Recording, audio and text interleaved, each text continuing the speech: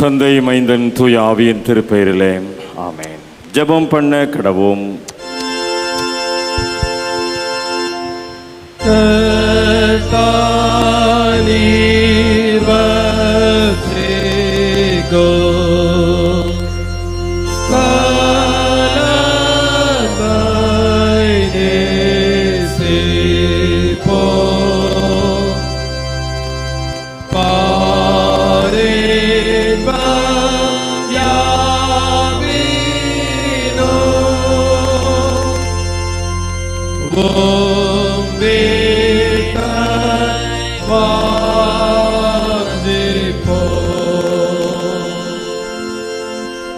மகா பரிசுத்தமும் கிருபையும் அன்பு நிறைந்த நல்ல தகப்பனே, மனமகிழ்ச்சியும் ஆசீர்வாதமான இந்த ஞாயிறு வழிபாட்டிற்காக நன்றிகளையும் தோத்திரங்களையும் ஏறெடுக்கின்றோம்.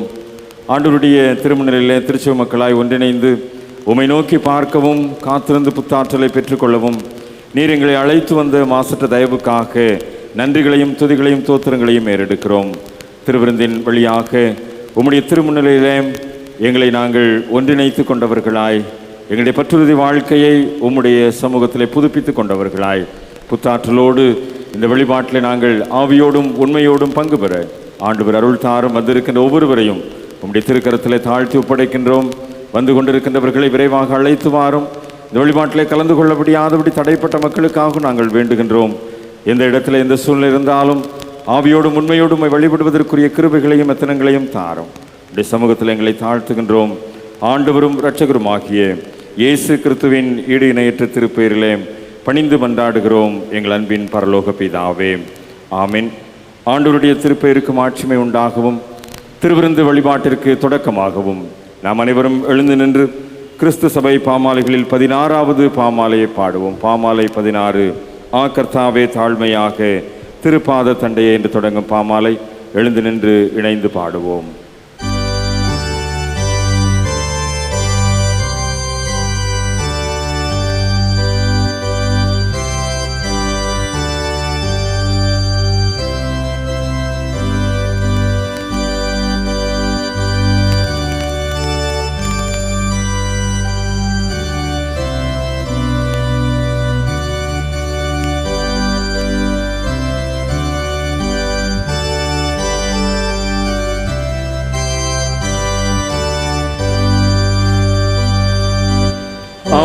கர்த்தாவே தாழ்மையாக திருப்பாத தண்டையே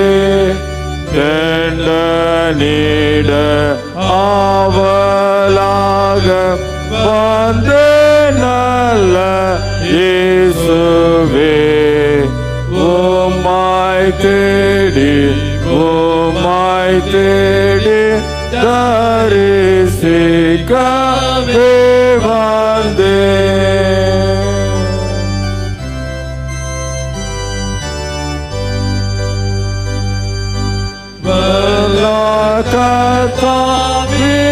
கர்த்தாவினுடைய தூய ஆட்டுக்குட்டியே, நீரே என்றும் என்னுடைய ஞானமான வாழனே, உம்மை தேடி தரிசிக்கவே வந்தேன்.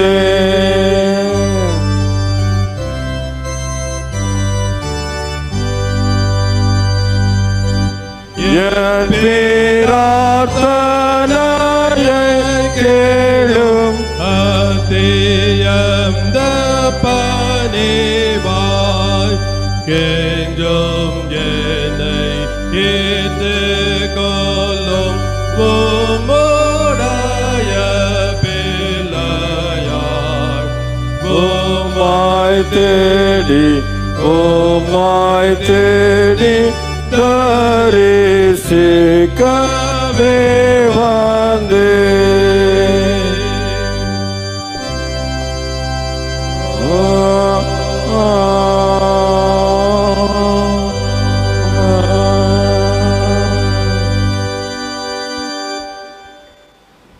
நின்றபடியே ஜெபம் செய்வோமாக. எல்லா இருதயங்களையும் எல்லா விருப்பங்களையும் எல்லா ரகசியங்களையும் அறிந்திருக்கிற சர்வ வல்லமையுள்ள கடவுளே, நாங்கள் தேவரிடத்தில் பரிபூரணமாய் அன்பு கூறவும் உமது பரிசுத்த நாமத்தை உத்தமமாய் மகிமைப்படுத்தவும் உடைய பரிசுத்த ஆவியின் ஏவுதலால் எங்கள் இருதயத்தின் சிந்தனைகளை சுத்தம் பண்ணியருள எங்கள் கர்த்தராகிய கிறிஸ்துவின் மூலமாய் வேண்டிக் கொள்கிறோம். ஆமென்.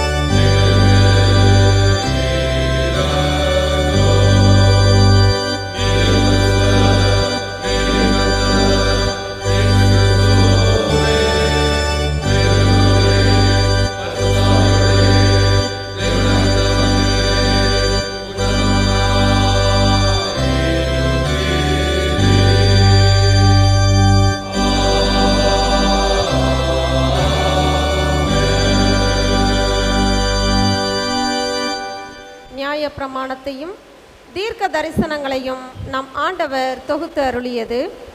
நம்முடைய கர்த்தராகிய இயேசு கிறிஸ்து சொன்னதாவது: இஸ்ரவேலே கேள், நம்முடைய தேவனாகிய கர்த்தர் ஒருவரே கர்த்தர். உன் தேவனாகிய கர்த்தரிடத்தில் உன் முழு இருதயத்தோடும் உன் முழு ஆத்துமாவோடும் உன் முழு மனதோடும் உன் முழு பலத்தோடும் அன்பு கூர்வாயாக என்பதே பிரதான கற்பனை.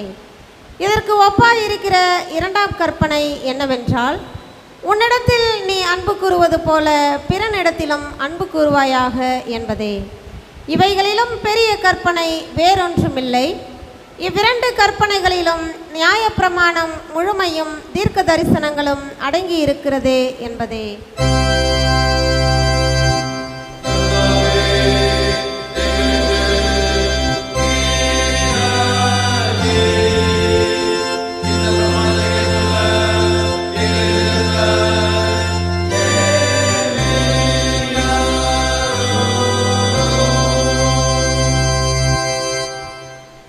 அன்பார்ந்தவர்களே, நாம் இப்பொழுது கடவுளுடைய மகா பரிசுத்த வசனத்தை கேட்கவும் ஆண்டவருடைய சரீரத்தையும் இரத்தத்தையும் பெற்றுக்கொள்ளவும் இங்கே கூடி வந்திருக்கிறோம். உத்தம மனஸ்தாபத்தோடும் உண்மையான விசுவாசத்தோடும் அவரிடத்திலே கிட்டிச் செல்வதற்காக கடவுளுடைய கிருபையை தேடி முழங்கால் படியிட்டு அமைதியாக நம்மை நாமே சோதித்து அறிவோமாக. உங்கள் பாவ நிமித்தம் உள்ள இருதயத்தோடு உண்மையாய் மனஸ்தாபப்பட்டு பிறத்திலே அன்பும் சிநேகமாயிருந்து இனி கடவுளுடைய கற்பனைகளை கைக்கொண்டு புதிதாக்கப்பட்டவர்களாய் அவருடைய பரிசுத்த மார்க்கத்தில் நடப்போம் என்று தீர்மானித்திருக்கிற நாம் நமது ஆண்டவர் இயேசு கிறிஸ்துவின் மூலமாய் சர்வ வல்லமையுள்ள கடவுளோடு ஒப்புரவாகும்படி மறுபடியும் நமது பாவங்களை பின்வரும் மன்றாட்டின் மூலமாய் மனத்தாழ்மையோடு அறிக்கை செய்வோம். பரமபிதாவே, உமக்கு விரோதமாகவும் எங்கள் எல்லாருக்கு விரோதமாகவும் பாவம் செய்து என்று அறிக்கிறோம். ஒளியில் நடந்து வந்தோம்.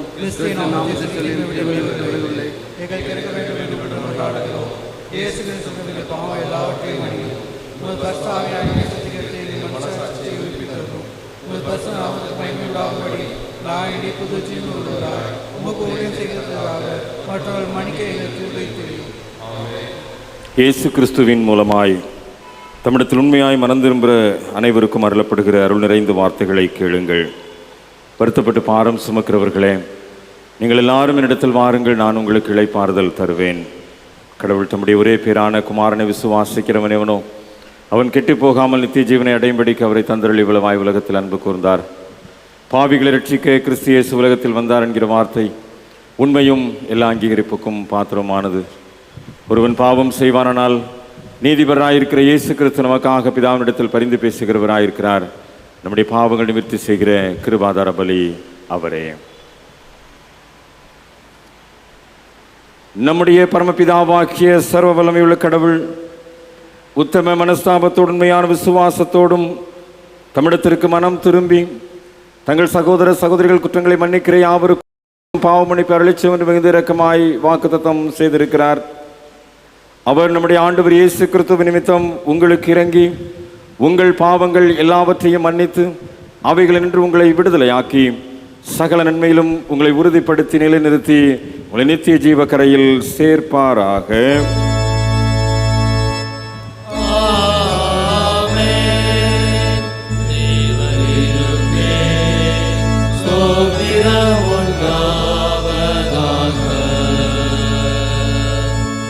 கர்த்தர் உங்களோடிருப்பாராக. ஆவியோடும் இருப்பாராக.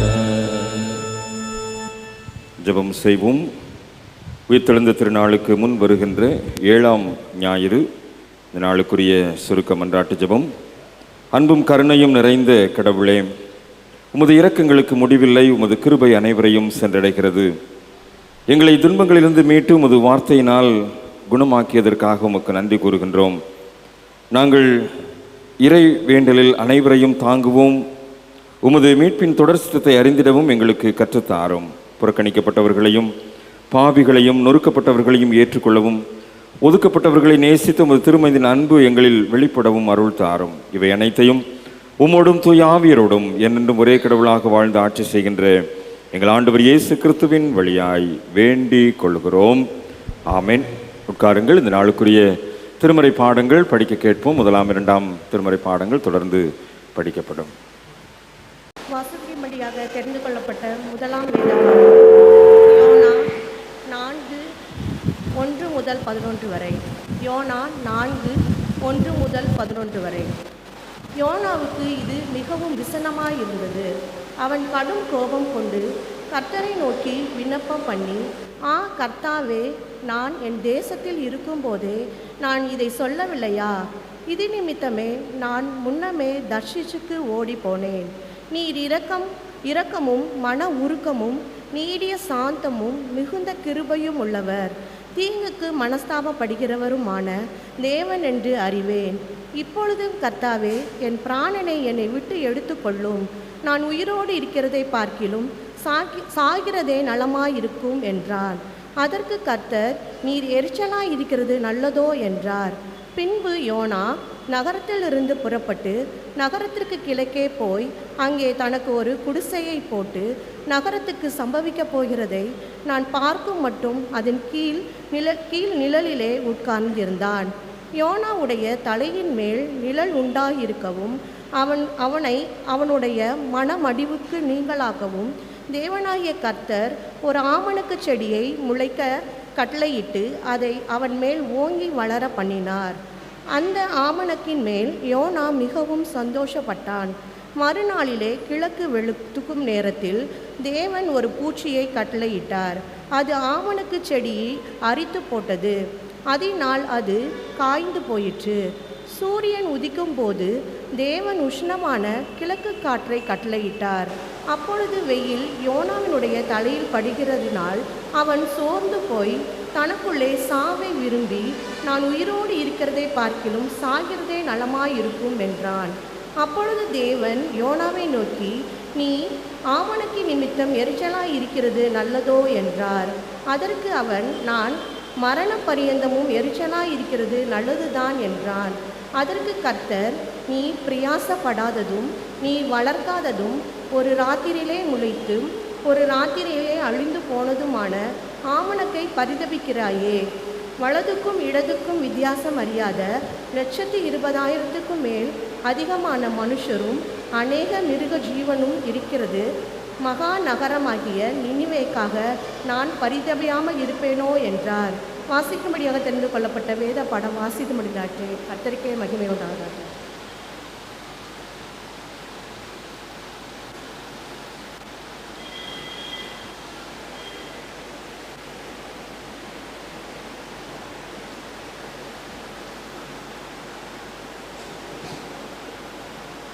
வாசிக்கப்பட வேண்டிய இரண்டாம் வேத பாடகம் 1 தீமோத்தேயு 2ஆம் அதிகாரம் 1 முதல் 7 வசனங்கள். 1 தீமோத்தேயு 2ஆம் அதிகாரம் 1 முதல் 7 வசனங்கள். நான் பிரதானமாய் சொல்லுகிற புத்தி என்னவெனில், எல்லா மனுஷருக்காகவும் விண்ணப்பங்களையும் ஜெபங்களையும் வேண்டுதலையும் ஸ்தோத்திரங்களையும் பண்ண வேண்டும். நாம் எல்லா பக்தியோடும் நல்லொழுக்கத்தோடும் கலகம் இல்லாமல் அமைதலுள்ள ஜீவனம் பண்ணும்படிக்கு ராஜாக்களுக்கும் அதிகாரமுள்ள யாவருக்கும் அப்படியே செய்ய வேண்டும். நம்முடைய இரட்சகராய தேவனுக்கு முன்பாக அது நன்மையும் பிரியமுமாய் இருக்கிறது. எல்லா மனுஷரும் ரட்சிக்கப்படவும் சத்தியத்தை அறிகிற அறிவை அடையவும் அவர் சித்தமுள்ளவராய் இருக்கிறார். தேவன் ஒருவரே, தேவனுக்கும் மனுஷருக்கும் மத்தியஸ்தரும் ஒருவரே. எல்லோரையும் மீட்கும் பொருளாக தம்மை ஒப்பு கொடுத்த மனுஷனாகிய கிறிஸ்து இயேசு அவரே. இதற்குரிய சாட்சி ஏற்ற காலங்களில் விளங்கி வருகிறது. இதற்காகவே நான் பிரசங்கியாகவும் அப்போஸ்தலனாகவும் புற ஜாதிகளுக்கு விசுவாசத்தையும் சத்தியத்தையும் விளங்கம் பண்ணுகிற போதகனாகவும் நியமிக்கப்பட்டிருக்கிறேன். நான் பொய் சொல்லாமல் கிறிஸ்துவுக்குள் உண்மையை சொல்லுகிறேன் என்றது. 2ஆம் வேத பாடம். தேவனுக்கே மகிமையுண்டாவதாக. ஆமென். மறுபடியும் கடவுளுடைய பெயருக்கு புகழ்ச்சி உண்டாக நாம் அனைவரும் எழுந்து நின்று 353வது பாமாலை இயேசுவின் கைகள் காக்க மார்பினில் சார்வென்ற பாமாலையை எழுந்து நின்று பாடுவோம். பாடலின் நிறைவில் நற்செய்தி பாடம் படிக்க கேட்போம்.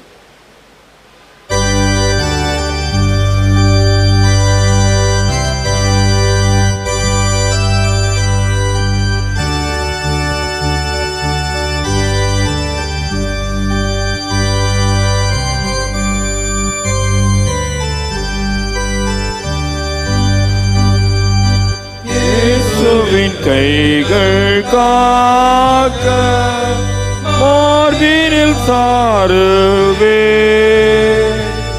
பேரன்பின் நிழல் சூழ அமர்ந்து சுகிப்பே, அழிந்து காடம் மீதோ மாட்சி நகர் நின்றோ, தூதரின் பக்கீலா பூரிப்புண்டாக்கினோ, இயேசுவின் கைகள் காக்க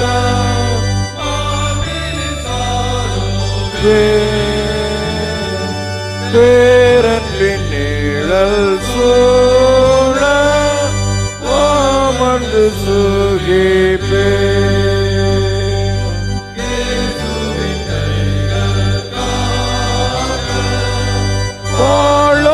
கவலை சோதனை பாவ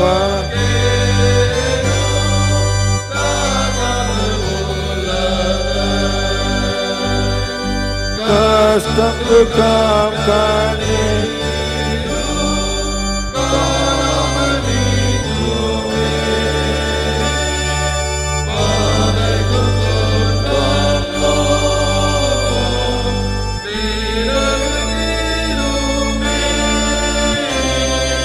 இயேசுவின் கைகள் காக்க மார்பினில் சாருவே, பேரன்பின் நிழல் சூழ அமர்ந்து சுகிப்பே, இயேசுவின் இன்பத் தோட்டை எனக்காய் வாழ்ந்தோரை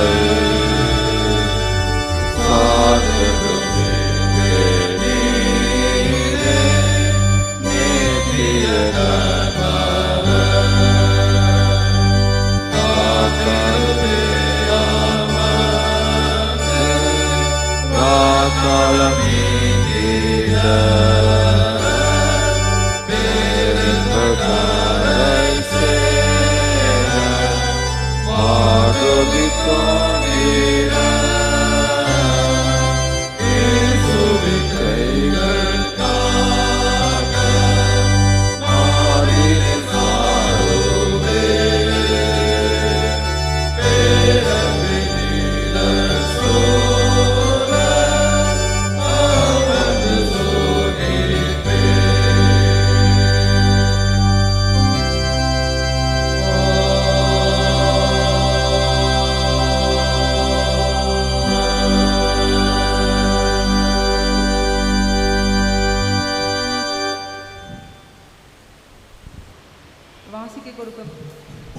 வாசிக்க கொடுக்கப்பட்டுள்ள சுவிசேஷ வேத பாடம் பரிசுத்த மார்க் எழுதின சுவிசேஷம் 2ஆம் அதிகாரம் 13 முதல் 17 வரை வசனங்கள்.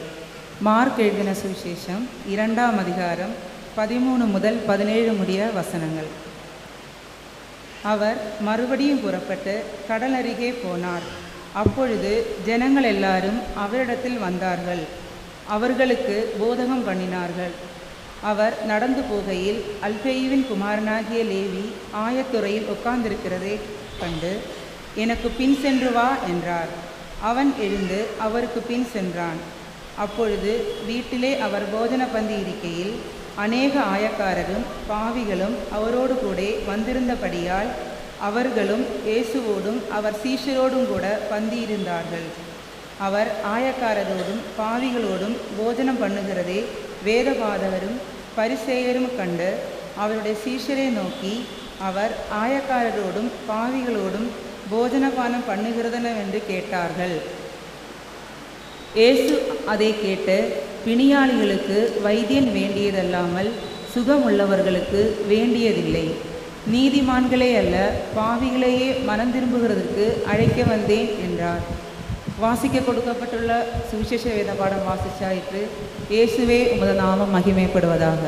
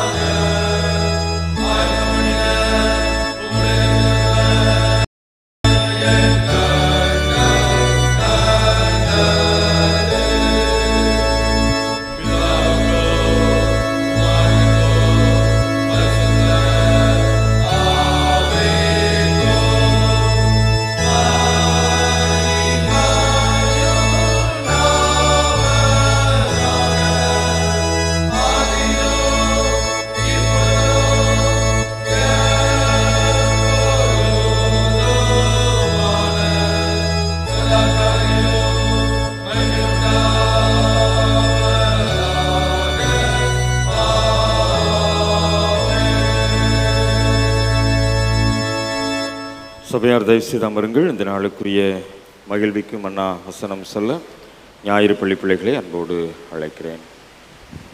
Who gave himself a ransom for all? This was attested at the right time. 1 Timothy 2:6. எல்லாரையும் மீட்கும் பொருளாக தம்மை தாமே ஒப்பு கொடுத்த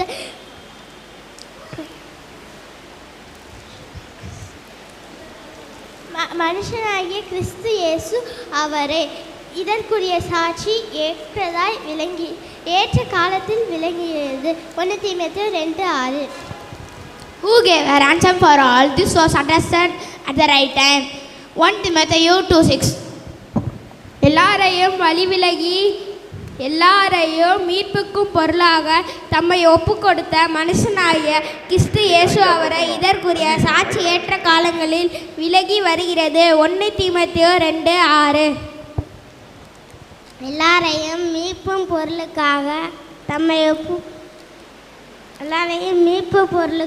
தம்மை ஒப்பு கொடுத்த மனுஷனாகிய கிறிஸ்து இயேசு அவரை இதற்குரிய சாட்சி ஏற்ற காலங்களில் விளங்கி வருகிறது. 1 தீமோத்தேயு 2:6. எல்லாரும் வழிக்கு ஏகமாய் கேட்டு போனார்கள். எல்லாரையும் மீட்கும் பொருளாக தம்மை ஒப்பு கொடுத்த மனுஷனாகிய கிறிஸ்து இயேசு அவரே இதற்குரிய சாட்சி ஏற்ற காலங்களில் விளங்கி வருகிறது. 1 தீமோத்தேயு 2:6. Who gave himself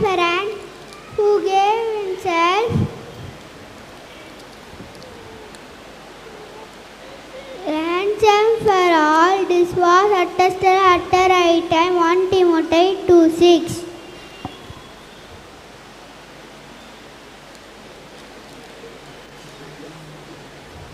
எல்லாரையும் மீட்கும் பொருளாக தம்மை ஒப்பு கொடுத்த மனுஷனாகிய கிறிஸ்து இயேசு அவரே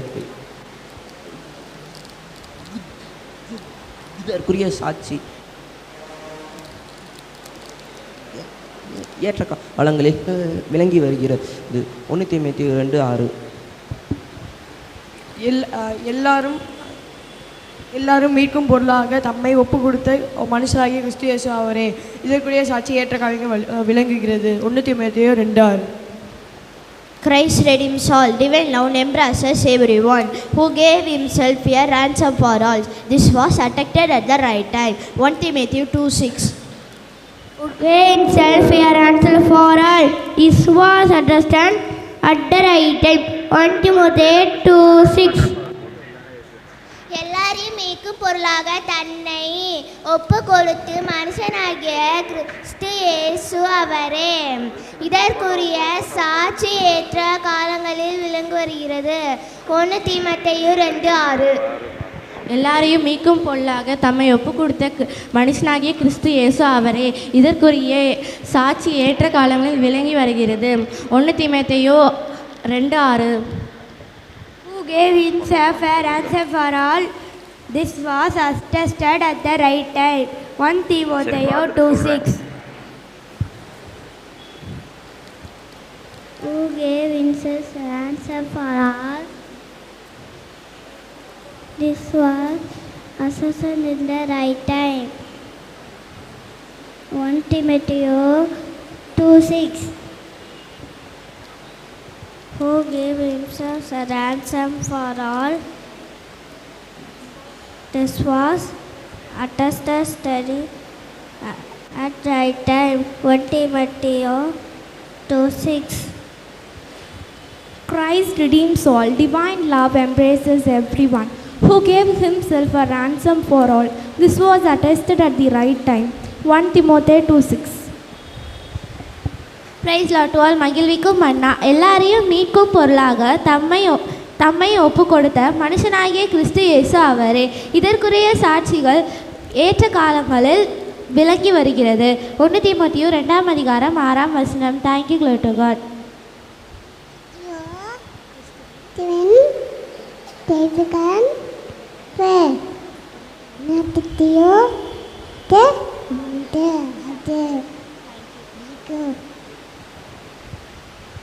Who gave himself a ransom for all. This was the address at the right time.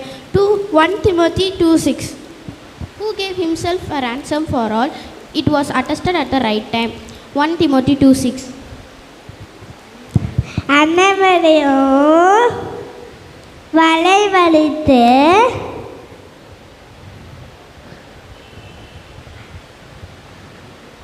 எல்லாரையும் ஏக்கும் பொல்லாக தம்மை ஒப்பு கொடுத்த கிறிஸ்து இயேசு அவரே அவருடைய சாட்சி ஏற்ற காலங்களை விளங்கி வருகிறது. 1 தீமோத்தேயு 2:6. அனைவரையும் அரவணைக்கும் கிறிஸ்துவின் தெய்வீக அன்பு. எல்லாரையும் மீட்கும் பொருளாக தம்மை ஒப்பு கொடுத்த கிறிஸ்து இயேசு அவரே. இதற்குரிய சாட்சி ஏற்ற காலங்களில் விளங்கி வருகிறது. 1 தீமோத்தேயு 2:6. Who gave himself a ransom for all, this was attempted at the right time. 1 Timothy 2:6. Who gave himself a ransom for all, this was attempted at the right time. 1 Timothy 2:6. எல்லாரையும் மீட்கும் பொருளாக தம்மை ஒப்பு கொடுத்த மனுஷனாகிய கிறிஸ்து இயேசு அவரே. இதற்குரிய சாட்சி ஏற்ற காலங்களில் விளங்கி வருகிறது. 1 தீமோத்தேயு 2:6. எல்லாரையும் மீட்கும் பொருளாக தம்மை ஒப்பு கொடுத்த மனுஷனாகிய இயேசு கிறிஸ்து அவரே. இதற்குரிய சாட்சி ஏற்ற காலங்களில் விளங்கி வருகிறது. 1 தீமோத்தேயு 2:6. அனைவரையும் அரவணைத்து மீட்டும் பொருளாக கிறிஸ்து தெய்வீக அன்பு. எல்லாரையும் மீட்டும் பொருளாக தம்மை ஒப்பு கொடுத்த மனுஷனாகிய கிறிஸ்து இயேசு அவரே. இதற்குரிய சாட்சி ஏற்ற காலங்களில் விளங்கி வருகிறது. 1 தீமோத்தேயு 2:6. எல்லாரையும் மீட்கும் பொருளாக தம்மை ஒப்பு கொடுக்க மனுஷனாகிய கிறிஸ்து இயேசு அவரே. இதற்குரிய சாட்சி எந்த காலம் விழிக்கவில்லை. 1 தீமோத்தேயு 2:6. எல்லாரையும் மீட்கும் பொருளாக தம்மை ஒப்பு கொடுத்த மனுஷனாகிய கிறிஸ்து இயேசு அவரே.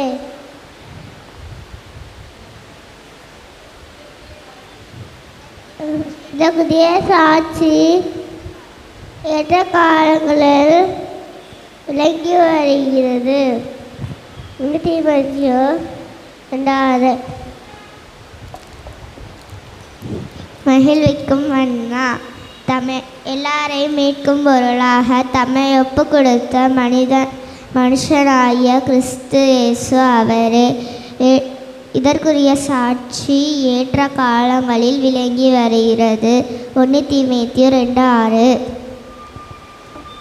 Who gave himself a ransom for all, this was attested at the right time. 1 Timothy 2:6.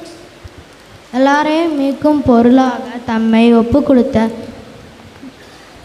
மனுஷனாகிய கிறிஸ்து இயேசு அவரே. இதற்குரிய சாட்சி ஏற்ற காலங்களில் விளங்கி வருகிறது. 1 தீமோத்தேயு 2:6. எல்லோரையும் மீட்கும் பொருளாக தம்மை ஒப்பு கொடுத்த மனுஷனாகிய கிறிஸ்து இயேசு அவரே. இதற்குரிய சாட்சி ஏற்ற காலங்களில் விளங்கி வருகிறது. 1 தீமோத்தேயு 2:6.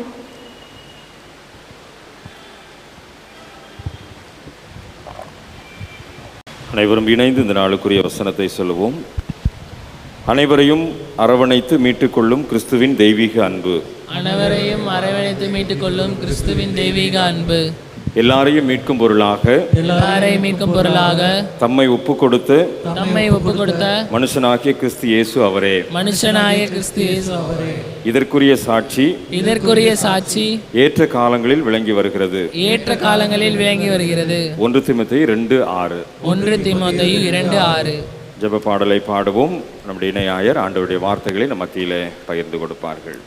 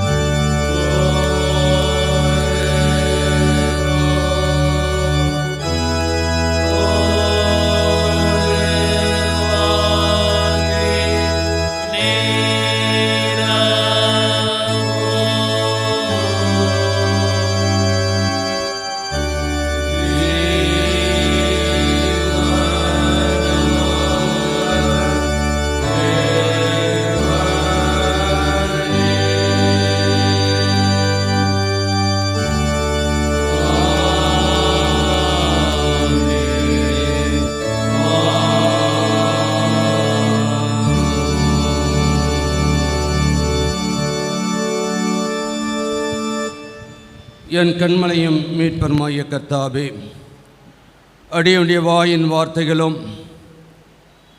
உம்முடைய சமூகத்திலே கூடியிருக்கிற எங்கள் அனைவருடைய இருதயத்தின் தியானமும் உமக்கு ஏற்புடையதாய் இருப்பதாக.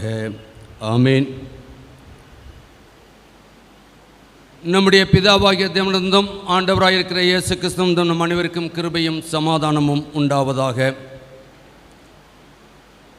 கர்த்தருக்குள் பிரியமானவர்களே, இந்த மனமகிழ்ச்சியான ஓய்வு நாள் உயிர்த்தெழுந்த திருநாளுக்கு முன்வரும் 7ஆம் ஞாயிறு. இதற்காக நம்முடைய திருச்சபை கொடுத்திருக்கின்ற மையப்பொருள் அனைவரையும் அரவணைத்து மீட்டுக்கொள்ளும் கிறிஸ்துவின் தெய்வீக அன்பு. அனைவரையும் அரவணைத்து மீட்டுக்கொள்ளும் கிறிஸ்துவின் தெய்வீக அன்பு. அன்புக்குரிய திருச்சபை மக்களே, நீங்கள் நானும் இயேசு கிறிஸ்துவின் பிள்ளைகளாய் இந்த உலகத்திலே வாழ்ந்து கொண்டிருக்கின்றோம். இயேசு கிறிஸ்துவிலே காணப்பட்ட அந்த தெய்வீக அன்பு உங்களிடத்திலும் என்னிடத்திலும் இந்த நாளிலே காணப்படும்படியாக திருச்சபை நம்மை அழைத்திருக்கின்றது. அப்படி என்றால் நீங்களும் நானும் செய்ய வேண்டிய ஒரு காரியம் என்ன? அனைவரையும் அரவணைத்து கொள்ளும் அந்த மனப்பக்குவத்தை நம் ஒவ்வொருவருக்கும் ஆண்டவர் இந்த நாளிலே கொடுக்க நம்மை அழைத்து வந்திருக்கின்றார். அனைவரையும் அரவணைக்கும் நாம் ஆராதிக்கின்ற தேவன், அவரிடத்தில் வந்த ஒருவரையும் புறம்பே தள்ளாத தேவன் சொல்லி வேத வசனம் சொல்லுகின்றது. என்றால் இன்றைக்கு நீங்கள் நானும் அரவணைத்து அன்போடு, ஐக்கியத்தோடு, சமாதானத்தோடு, சந்தோஷத்தோடு, மகிழ்ச்சியோடு தேவ சமூகத்திலே நீங்கள் நானும் ஆராதிக்க முடியாதபடி இன்னைக்கு எத்தனை காரியங்கள் நம்மை பிளவுபடுத்தி கொண்டிருக்கின்றது. அன்புக்குரிய திருச்சபை மக்களே, இன்றைக்கு நாம் வாழ்கின்ற சமுதாயம், உலகம், இனம், அந்தஸ்து, கலாச்சாரம் மற்றும் பல்வேறு தரமான நம்பிக்கையில் பிளவுபட்டு கொண்டிருக்கின்றது. ஆனால் நீங்கள் நானும் ஆராதிக்கின்ற இயேசு கிறிஸ்து அனைத்து தடைகளையும் தகர்த்து தமது கிருபையினாலே அனைவரையும் ஏற்றுக்கொண்டுள்ளார். ஹல்லேலூயா, ஹல்லேலூயா. இல்லை, இன்றைக்கு நீங்கள் நானும் அவருடைய சமூகத்தில் இல்லை, அவரை ஏற்றுக்கொண்டதின் நிமித்தமாகத்தான் நீங்கள் நானும் அவருடைய திரு சன்னிதானத்திலே அமர்ந்து அவரை அப்பா பிதாவே என்று கூப்பிடுகிற அந்த புத்திர சுவிகார சிலாக்கியத்தை நாம் பெற்றிருக்கின்றோம். என்றால் ஆதி முதலே மீட்பின் திட்டமானது ஒரு குறிப்பிட்ட நபருக்கானது அல்ல, அது அனைவருக்குமானது. இந்த உலகத்திலே இயேசு கிறிஸ்து வந்து மீட்டார் என்று சொன்னால் ஏதோ நம்மை மட்டுமல்ல, உலகம் தோற்றம் முதல் உலகம் முடியும் மட்டுமாக சகல மனிதர்களையும் பாவங்களையும் தன்மேல் சுமந்தார். அதைத்தான் கல்வாரி சிலுவையிலே தன்னை முற்றிலும் அர்ப்பணித்தார். அதைத்தான் வரக்கூடிய நாட்களிலே தபசு காலம் என்று சொல்லி நம் தவக்காலத்திலே பிரவேசித்து அவருடைய பாடு மரணங்களை சிந்திக்க இருக்கின்றோம். அன்புக்குரியவர்களே, அது அனைவருக்குமானது. என சிலுவையில் கரங்களை விரித்திருப்பது அவர் யாரையும் கண்டிக்கவோ தீர்ப்பிடவோ இல்லை, மாறாக அனைவரையும் அரவணைக்கின்ற கரம் என்பதை இந்த நாளில் நாம் புரிந்து கொள்ள வேண்டும். ஆண்டவருடைய கரம் அனைவரையும் அரவணைக்கிறது சொன்னால் அவருடைய பிள்ளையாய் அழைக்கப்பட்டிருக்கிற நீங்கள் நானும் எத்தனை பேரை அரவணைத்து கொண்டு போகிறோம்? நமக்கு காரியங்கள் எப்படிப்பட்டதாக இருக்கின்றது? ஆண்டவரை வெளிப்படுத்துகின்ற பிள்ளைகளாக இருக்கின்றோமா? இன்னைக்கு வாசித்த 3 வேத பகுதியிலே சற்று நேர தியானத்திற்காக எடுத்துக்கொண்டது 2ஆம் வேத படத்தை எடுத்து வைத்துக் கொள்வோம். 1 தீமோத்தேயு 2ஆம் அதிகாரம் 1 முதல் 7 வசனங்கள். அப்போஸ்தலனாகிய பவுல் தீமோத்தேயுக்கு எழுதின முதலாம் நிருபம். அவர் எழுதுகின்ற பொழுது அப்போஸ்தலனாகிய பவுல் தனது ஆன்மீக மகனான தீமோத்தேயுவுக்கு எழுதியதுதான் இந்த நிருபம். இதிலே திருச்சபையை நடத்தும் முறையையும் விசுவாசிகளின் வாழ்க்கை ஒழுங்கு பற்றி முக்கியமாக இதிலே போதனையை கொடுக்கின்றார். இந்த 1 தீமோத்தேயு 2:1 முதல் 7 இந்த 7 வசனங்களில் 3 பெரிய உண்மைகளை இங்கு சொல்லுகின்றார். அதை நாம் ஏற்றுக்கொள்வோம் என்று சொன்னால் நிச்சயமாக நாம் எல்லாரையும் அரவணைக்கின்றவர்களாய், ஆண்டவருடைய தெய்வீக அன்பு நம் மூலமாய் அநேகருக்கு கிடைக்கக்கூடியவர்களாய் நாம் இந்த இடத்தை விட்டு நாம் கடந்து செல்வோம். நாம் இதை 3 சிறு தலைப்புகளிலே தியானிக்க பரிசுத்த ஆவியானவர் நமக்கு கிருபை செய்வார். 1, எல்லாருக்காகவும் ஜெபிக்க வேண்டும். 1, எல்லாருக்காகவும் ஜெபிக்க வேண்டும்.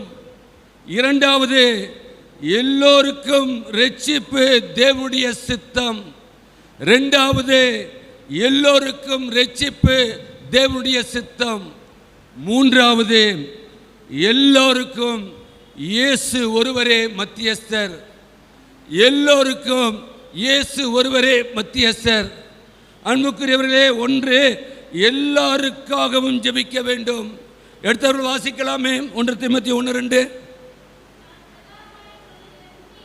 நான் பிரதானமாய் சொல்லுகிற புத்தி என்னவெனில், எல்லா மனுஷருக்காகவும் விண்ணப்பங்களையும் ஜெபங்களையும் வேண்டுதலையும் ஸ்தோத்திரங்களையும் பண்ண வேண்டும். நாம் எல்லா பக்தியோடும் நல்லொடுக்கத்தோடும் கலகமில்லாமல் அமைதியுள்ள ஜீவனும் பண்ணும்படிக்கு ராஜாக்களுக்காகவும் அதிகாரமுள்ள யாவருக்காகவும் அப்படி செய்ய வேண்டும். அப்படி என்றால் பவுல் சொல்லுகின்றார், பிரதானமாய் முதலாவதாய் நாம் செய்ய வேண்டியது என்ன என்பதை அவர் பார்க்கின்றார். ஜெபம். ஜெபம் ஜெபம் என்பது திருச்சபையின் முதன்மையான பணியாகும். ஜெபம் என்பது திருச்சபையின் திருப்பணிகளிலே முதன்மையாயிருக்கின்றது.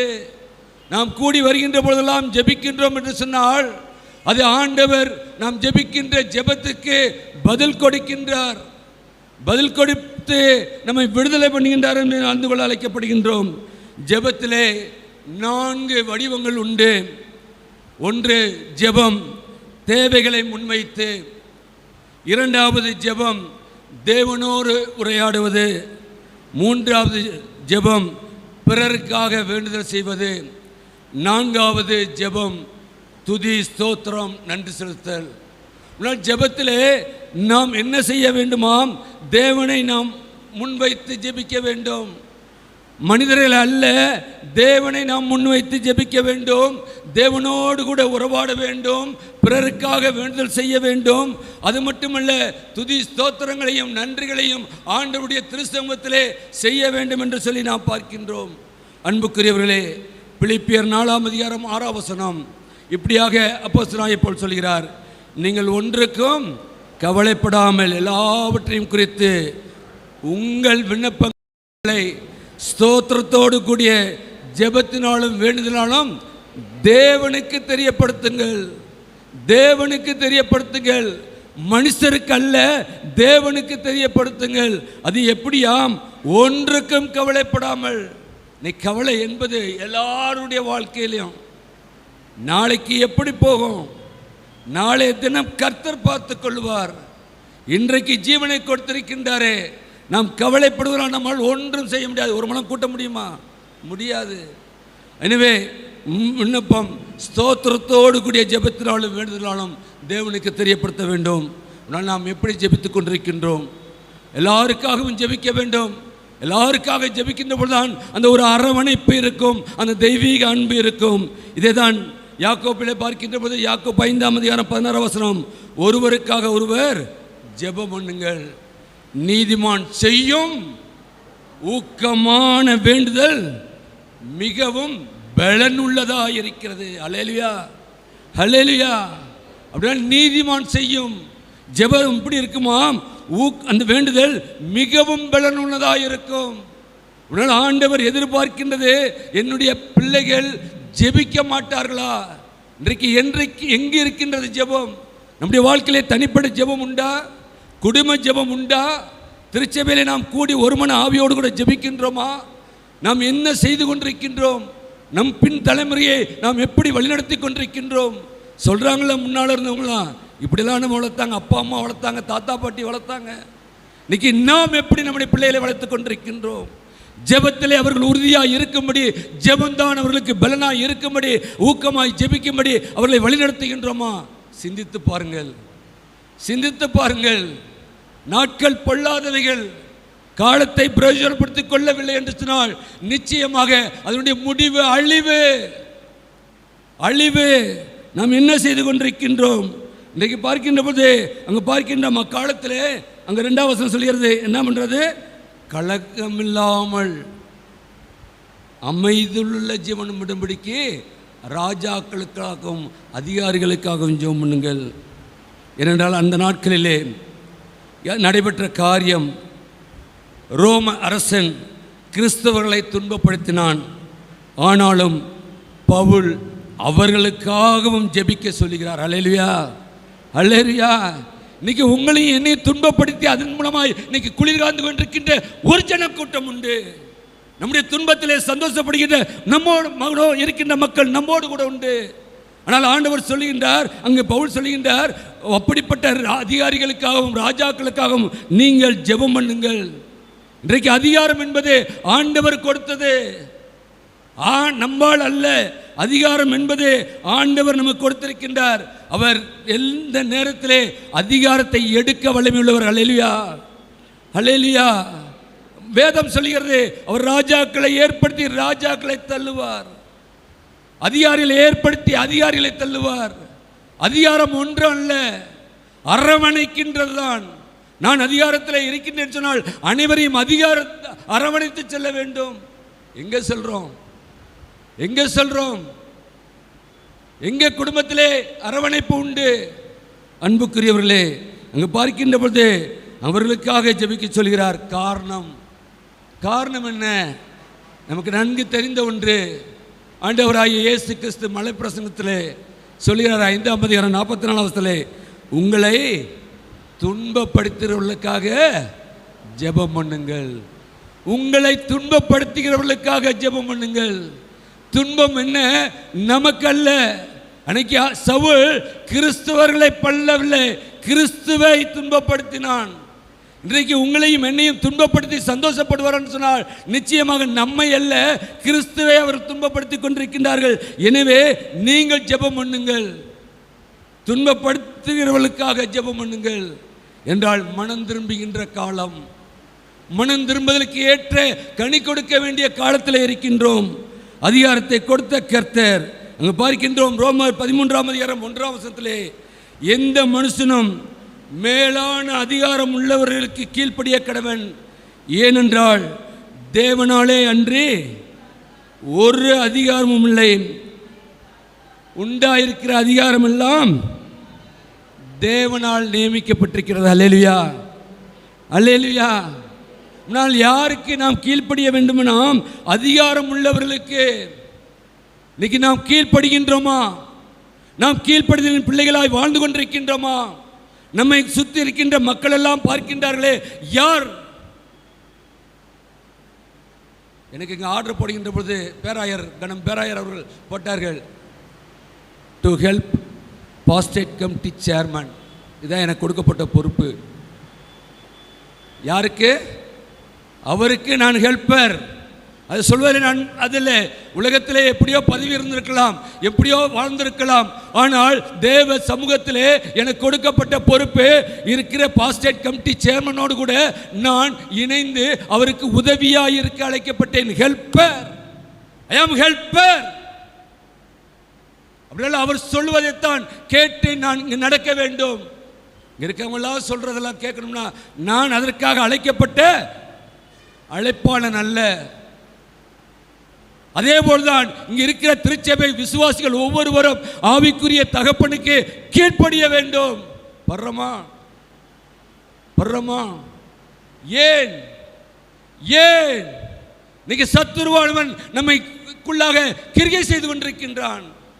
சத்துரு யாரும் இல்ல, நாம் அடிச்சோம்ல, அடிச்ச யானை விடாதான், நேரம் பார்த்து வந்து போடுமா. நாம் ஒருத்தருக்கு ஒரு காரியத்தை பண்ணோம்னா நேரம் பார்த்து நம்மை அந்த குழியிலே தள்ளுகின்ற மக்கள் மத்தியிலே வாழ்ந்து கொண்டிருக்கின்றோம். நாம் செய்த வினை நமக்கு மீண்டும் வர இருக்கின்றது. அது தப்பிக்க முடியாது. தப்பிக்க முடியாது. யானை விடாதான், எப்பொழுது பார்த்து வந்து அமுக்குமா. இன்றைக்கு அப்படிப்பட்ட மக்களை தான் என்ன சொல்லுவாங்களே உலகத்தில் சொல்லுவாங்க, என்ன சொல்லுவாங்க, ஆடு ஆடு கசாப்புக்காரனை தான் நம்புமா. பார்த்துருக்கீங்களா? அவன் தான் பிடிச்சி கூப்பிட்டு போவான், அவனை தான் நம்பி போகும். போனோடனே கழுத்தில் கத்தி வைக்கிறது யாரு? இன்றைக்கு அநேகருடைய வாழ்க்கை, நான் என்ன செய்கின்றேன், நான் எதற்காக அழைக்கப்பட்டேன், என்னுடைய அழைப்பு என்ன, நான் யாருக்கு கீழ்ப்படிந்து நான் நடக்க வேண்டும், எதற்கு நான் கீழ்ப்படிய வேண்டும் என்று தெரியாதபடி நாம் வாழ்ந்து கொண்டிருக்கின்றோம். அப்படின்றால் அதிகாரம் தேவனால் நியமிக்கப்பட்டது, தேவனால் நியமிக்கப்பட்டது என்று சொல்லி பவுல் சொல்கின்றார். அன்புக்குரியவர்களே, இன்னும் எரேமியா தீர்க்கதரிசன புஸ்தகத்திலே பார்க்கின்ற பொழுது 29ஆம் அதிகாரம் 7ஆம் வசனத்திலே எரேமியா தீர்க்கதரிசி சொல்கிறார், பட்டணத்திலே சமாதானத்துக்காக ஜெபியுங்கள், அதற்கு சமாதானமாக இருக்கையில் உங்களுக்கும் சமாதானமாக இருக்கும் என்று பார்க்கின்றோம். என்றால் உலகம் சமாதானமாக இருக்கின்ற பொழுதுதான் நாம் சமாதானமாக இருக்க முடியும். பட்டணத்திலே சமாதானத்துக்காக ஜெபியுங்கள், அதற்கு சமாதானம் இருக்கையில் உங்களுக்கும் சமாதானம் இருக்கும். நாம் விரும்புகிறவர்களுக்கு மட்டுமல்ல, எல்லாருக்காகவும் ஜெபிக்க வேண்டும். அன்புக்குரியவர்களே, இன்னைக்கு நம்முடைய வாழ்க்கையிலே நாம் எப்படி நடந்து கொண்டிருக்கின்றோம்? யார் பின்னால் போய்கொண்டிருக்கின்றோம்? யார் ஊழியத்தையும் கெடுத்து கொண்டிருக்கின்ற இன்றைக்கு சத்துரு பின்னால் நாம் போய்கொண்டிருக்கின்றோமா? ஊழியம் என்பது கர்த்தருடையது. ஊழியத்திலே கர்த்தர் மகிமைப்பட வேண்டும். நான் அல்ல, நீங்கள் அல்ல, நம் மூலமாய் ஆண்டவர் மகிமைப்பட வேண்டும். அப்படிப்பட்ட மிஷனரிகள் தான் இந்த உலகத்திலே வந்து இந்த தூய இம்மானுவேல் ஆலயத்தையும் கீழமாத்தூர் திருச்சபையும் கொடுத்து விட்டு சென்றார்கள். இன்றைக்கு நம்முடைய வாழ்க்கை என்ன? வாழ்க்கை என்ன? நாம் யாரை முன்படுத்தி கொண்டிருக்கின்றோம்? யார் நமக்கு முன்பாக நாம் செய்து கொண்டிருக்கின்றோம்? அங்கு பார்க்கின்ற பொழுது நாட்டு தலைவர்களுக்காகவும் அரசு அதிகாரிகளுக்காகவும் ஜெபிக்க வேண்டும். அதனால் நாம் கலகம் இல்லாமல் அமைதலுள்ள வாழ்க்கை வாழ முடியும்.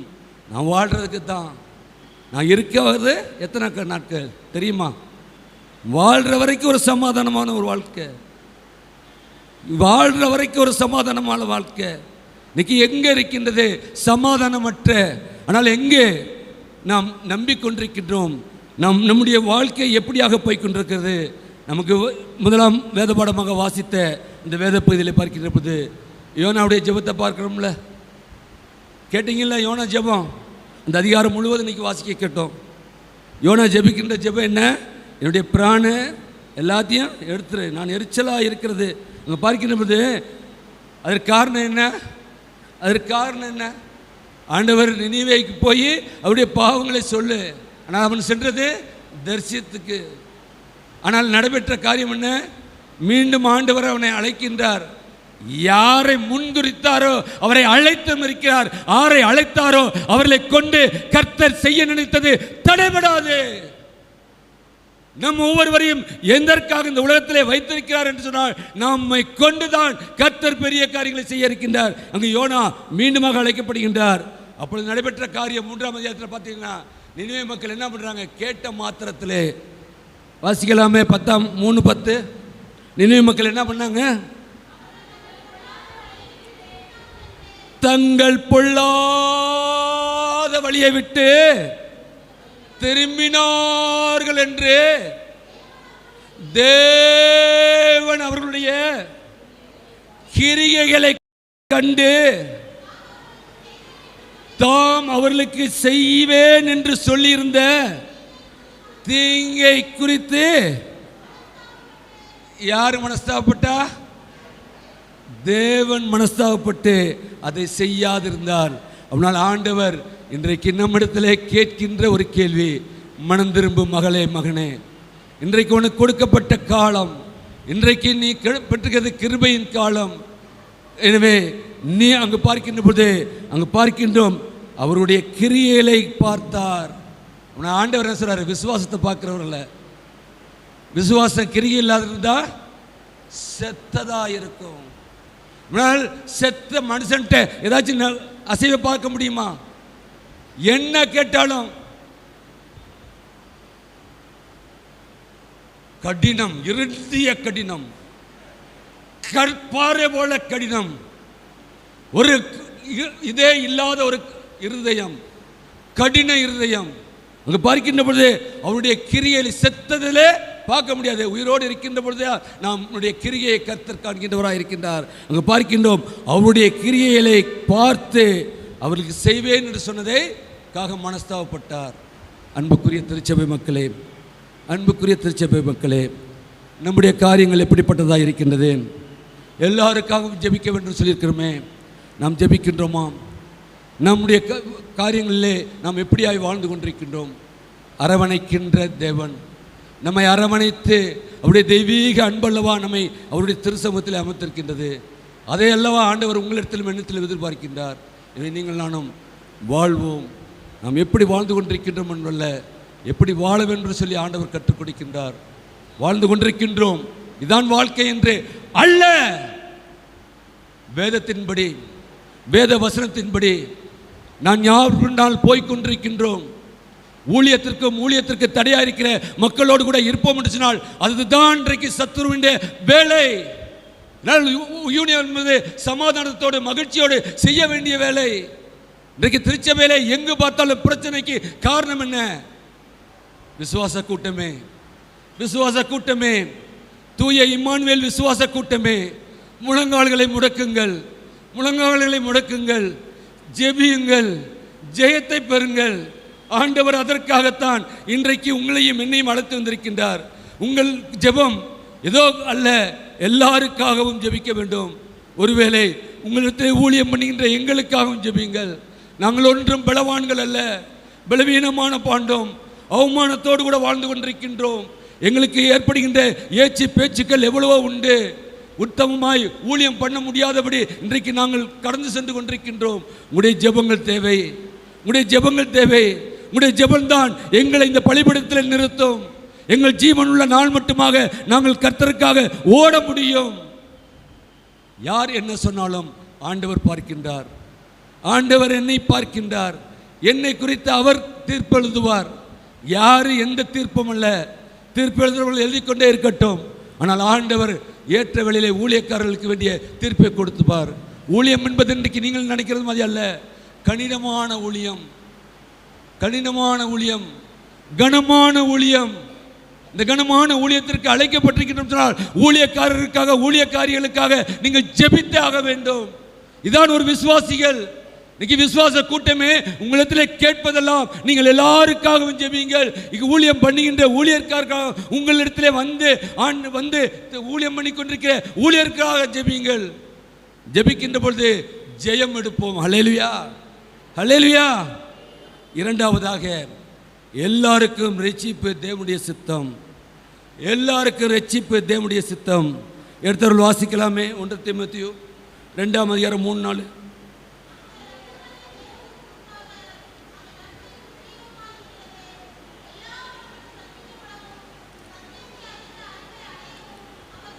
எல்லா மனுஷரும் ரட்சிக்கப்படவும் சத்தியத்தை அறிகிற அறிவை அடையவும் அவர் சித்தமுள்ளவராயிருக்கிறார்.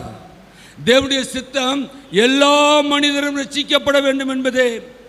ஆனால் அவர் மனிதனுக்கு அவன் விருப்பம் போல் நடக்க அனுமதி அளிக்கின்றார். எப்படி நடந்திருப்போ? ஆனால் எனவே அவர் ஒரு மனிதனை கட்டாயப்படுத்தி ரட்சிக்க மாட்டார். அவன் தேவனிடத்தில் திரும்பாவிட்டால் அவனது முடிவுக்கு அவனே பொறுப்பு. அவனுடைய முடிவுக்கு அவனே பொறுப்பு. ஏனென்றால் ஆண்டவர் கட்டாயப்படுத்தல. நம்முடைய உள்ளத்திலே கேட்கின்ற வசனம் குத்தப்பட வேண்டும். கேட்கின்ற வார்த்தை, ஜீவனுள்ள வார்த்தை என்னை ஈட்டியாய் குத்த வேண்டும். குத்தி ஆண்டவருடைய திருசமத்திலே வந்து அழுது ஜெபித்து மனம் திரும்ப வேண்டும். மனம் திரும்புகின்ற ஒரு பாவி நிமித்தம் தான் பரலோகத்திலே மிகுந்த சந்தோஷம் உண்டு. அதனால வேதவசனம் சொல்கிறது, ரட்சிக்கப்படுகிறவர்களை தேவன் அனுதினமும் சபையிலே கூட்டிக் கொண்டு வருகிறார். நாம் ரட்சிக்கப்பட வேண்டும். ரட்சிப்பில்லாமல் வந்து தேவனை ஆராதிப்பது வீண். அங்கு பார்க்கின்ற பொழுது ஒரு மனிதனை கட்டாயப்படுத்தி ஆண்டவர் ரட்சிக்க மாட்டார். நல்லா தெரிஞ்சுக்கோங்க. அதெல்லாம் அவர் ரட்சகர், இரக்கம் உள்ளவர், மன உருக்கம் உள்ளவர், நீடிய சாந்தம் உள்ளவர். நல்ல வசனம், அதைத்தான் சொல்லிக்கிட்டு அலையிறோம். இரக்கமுள்ள கர்த்தர் தான் நீதியுள்ள நியாயாதிபதியாக இருக்கின்றார். வருகின்ற பொழுது அதற்காக தான் நீங்கள் நானும் காத்து கொண்டிருக்கின்றோம், எதிர்நோக்கி கொண்டிருக்கின்றோம். வாரும் அப்படினால் நாம் இந்த நாளில் அவர் தேவனிடத்திலே திரும்பாவிட்டால் அவனுக்கு முடிவு, அவனே பொறுப்பு, அவனே பொறுப்பு. முடிவு உண்டு. முடிவு எந்த முடிவில்லாத வாழ்க்கை இல்லை, ஓடிக்கிட்டே இருக்கோம். ஒரு நாள் நின்றுச்சுன்னா வந்தீங்க, இந்த ஆத்மா கர்த்தருக்குள் இளைப்பாறுகிறது, இந்த ஆத்மா கர்த்தருக்குள் இளைப்பாறுகிறது. எல்லாருக்கும் சொல்ற வார்த்தை, கர்த்தருக்குள் வாழவில்லை. அந்த வார்த்தை வீண் வார்த்தை கேட்கின்ற மக்கள் சிரிப்பார்கள். என்னுடைய வாழ்க்கையும் உங்களுடைய வாழ்க்கையும் அனுதினமும் பார்த்து கொண்டிருக்கின்றார்கள். ரட்சிப்பின் அனுபவம், ரட்சிப்பு என்பது நம் மூலமாய் வாசனையாய் வர வேண்டும், நம்முடைய செயல்பாட்டிலே வர வேண்டும். மற்றவர்களை நாம் காணுகின்ற பொழுது, மற்றவர்கள் நம்மை காணுகின்ற பொழுது அது வெளிப்பட வேண்டும், கிரிகையிலே காணப்பட வேண்டும். அன்புக்குரியவர்களே, ஏனென்றால் நமக்கு தெரிந்த ஒன்று, யோவான் 3:16, இவ்வளவாய் உலகத்தில் அன்பு கூர்ந்தார். எவ்வளவாய் இயேசு அவனுக்கு பிரதியுத்தரமாக, ஒருவன் 3ஆம் அதிகாரம் 16ஆம் வசனம், தேவன் தம்முடைய ஒரே பேரான குமாரனை விசுவாசிக்கிறவன் எவனோ அவன் கெட்டு போகாமல் நித்திய ஜீவனை அடைம்படிக்கு அவரை தந்தருளி இவ்வளவாய் உலகத்தில் அன்பு கூர்ந்தார். நீங்கள் நானும் அன்பு கூர்றோமா? கட்டின மனைவி புருஷனுக்கு அன்பு உண்டா? மனைவி புருஷனிடத்திலே அன்பு உண்டா? உடன் விசுவாசியிடத்திலே திருச்சபையிலே அன்பு உண்டா? இவ்வளவாய் அளவே இல்லை. தியானிக்க இருக்கின்றோம் தபக்காலங்களிலே. இன்றைக்கு ஆயத்த நாள், இன்னைக்கு ஆயத்தப்பட்டே ஆக வேண்டும். அடுத்த வாரம் பாடுகளின் முதல் ஞாயிறு ஆண்டவருடைய பாடு மரணங்களை குறித்து தியானிக்க இருக்கின்றோம். அப்படின்னா நம்மை தயார்படுத்த வேண்டும். ஆயத்தம்ங்கிறது வேணும்ல? ஆயத்தம் வேணுமா வேண்டாமா? ஊருக்கு போனால் எவ்வளோ ஆயத்தப்படுறோம்? ஊருக்கு போனால் எவ்வளோ ஆயத்தப்படுறோம்? இலக்கை நோக்கி ஓடிக்கொண்டிருக்கின்ற நாம், இலக்கை அடையும்படியாய் ஓடிக்கொண்டிருக்கின்ற நாம், நம்முடைய வாழ்க்கையிலே நமக்கு வைத்திருக்கின்ற காரியங்களை அறிந்து பார்த்து நமக்கு அங்கு ஓடுகின்ற பொழுது ஒருவனும் எவனும் அவன் கெட்டு போகாமல் நித்திய ஜீவனை அடையும்படிக்கு அவரை தந்தருளி இவ்வளவாய் உலகத்தில் அன்பு கூர்ந்தார். மனம் திரும்பி வேண்டும். மனம் திரும்புகின்ற பொழுதுதான் அவர் நீடிய பொறுமை உள்ளவராக இருக்கின்றார் என்று 2 பேதுரு 3ஆம் அதிகாரம் உண்மையிலே பார்க்கின்றோம். அவர் பொறுமையாக இருக்கிறார்னா அது காரணம் என்ன? அது காரணம் என்ன? பொறுமையாக இருக்கார். நம்ம சொல்கிறோம்ல, பொறுத்து போகிறவன் பூமியை ஆள்வான். பொறுமையோடு இந்த உலகத்தில் நான் வாழணும்னா பூமி ஆளும் சொன்னால் ஆண்டவர் பொறுமை உள்ளவராக இருக்கின்றார் என்று சொன்னால் எடுத்து வாசிக்கலாமே. 2 பேதுரு 3:9,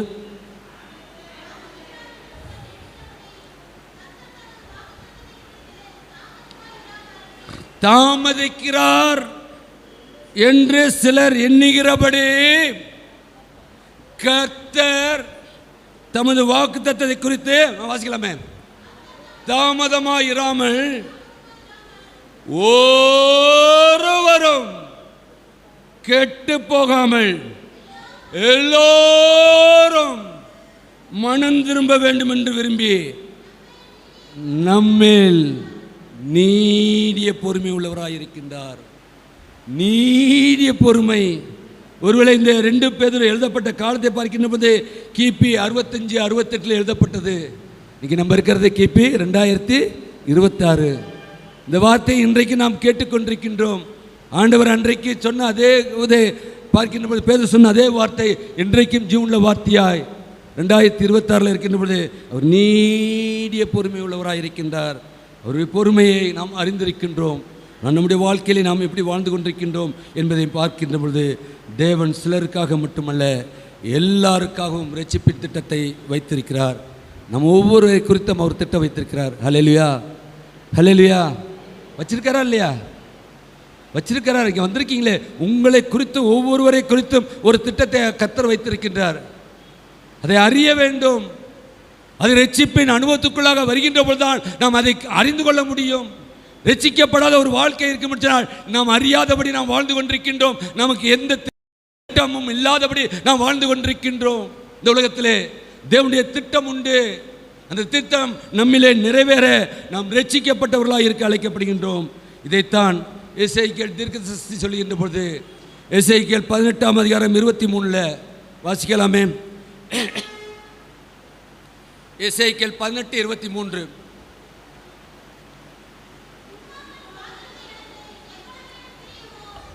துன்மார்க்கன் சாய்கிறது எனக்கு எவ்வளவு வேணும் பிரியமோ, அவன் தன் வழியை விட்டு திரும்ப பிழைப்பது அல்லவோ எனக்கு பிரியம் என்று கர்த்தர் சொல்லுகின்றார். சர்வ வல்லமையுள்ள கர்த்தர் சொல்லுகின்றார், துன்மார்க்கன் சாய்கிறது எனக்கு எவ்வளவும் பிரியம் இல்லை, அவன் தன் வழியை விட்டு திரும்பி பிழைப்பது அல்லவோ எனக்கு பிரியம் என்று கர்த்தர் சொல்லுகின்றார். வாசிக்கலாமே 32 18:32. மனம் திரும்புங்கள் அப்பொழுது பிழைப்பீர்கள், சாகிறவனுடைய சாவை நான் விரும்புவதில்லை என்று கர்த்தராகிய ஆண்டவர் சொல்லுகின்றார். யார்? சர்வத்தையும் படைத்த ஆண்டவர். சாகிறவனுடைய சாவை நான் விரும்புவதில்லை என்றால் மனம் திரும்பி பிழையுங்கள், பிழைத்திருங்கள், கர்த்தருக்காக பிழைத்திருங்கள், கர்த்தருக்காக ஓடுங்கள், கர்த்தருக்காக அரிய பெரிய காரியங்களை செய்யுங்கள். கர்த்தர் என்ன சொல்கின்றாரோ அதை சொல்லுங்கள், கர்த்தருடைய வழியை என்னுடைய வழி என்று சொல்லி நடவுங்கள். அதான் கர்த்தர் எதிர்பார்க்கின்றது. அதான் ஒரு ரட்சிப்பின் அனுபவம். ஆண்டவர் எல்லாருக்கும் ரட்சிப்பு தேவனுடைய சித்தம். இவங்க எல்லாம் ரட்சிக்கப்படல, அவங்க ரட்சிக்கப்படல. நம்ம தீர்ப்பு சொல்ல நம்ம ஆள் இல்லை, நம்மை குறித்து தீர்ப்பு சொல்ல வர இருக்கின்றார். ரட்சிப்பு என்பது நமக்குள்ளாக வெளிப்பட வேண்டும். நாம் அதை ருசிக்கின்ற பொழுதுதான் நாம் மனம் திரும்ப முடியும்.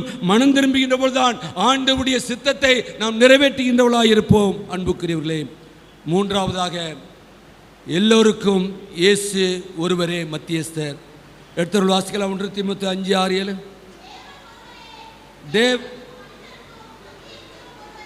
தேவன் ஒருவரே மனிதனுக்கும் மத்தியஸ்தர், எல்லாரையும் மீட்கும் பொருளாக தம்மையே ஒப்பு கொடுத்த மனுஷனாகிய கிறிஸ்து இயேசு அவரே. இதற்குரிய சாட்சி ஏற்ற காலங்களே விளங்கி வருகிறது. அங்கே பார்க்கின்ற பொழுது இதற்காகவே அன்புக்குரிய திருச்சபை மக்களே, நீங்கள் நானும் திருவிருந்திலே பங்கு கொள்ள இருக்கின்றோம். திருவிருந்திலே பங்கு கொள்ள இருக்கின்றோம். அவர் அல்லவா உங்களையும் என்னையும் மீட்கும் பொருளாய் தன்னையே ஜீவ பலியாக சிலுவையிலே ஒப்பு கொடுத்தாரே. இன்றைக்கு வார்த்தையை கொடுத்து கொண்டிருக்கின்றாரே.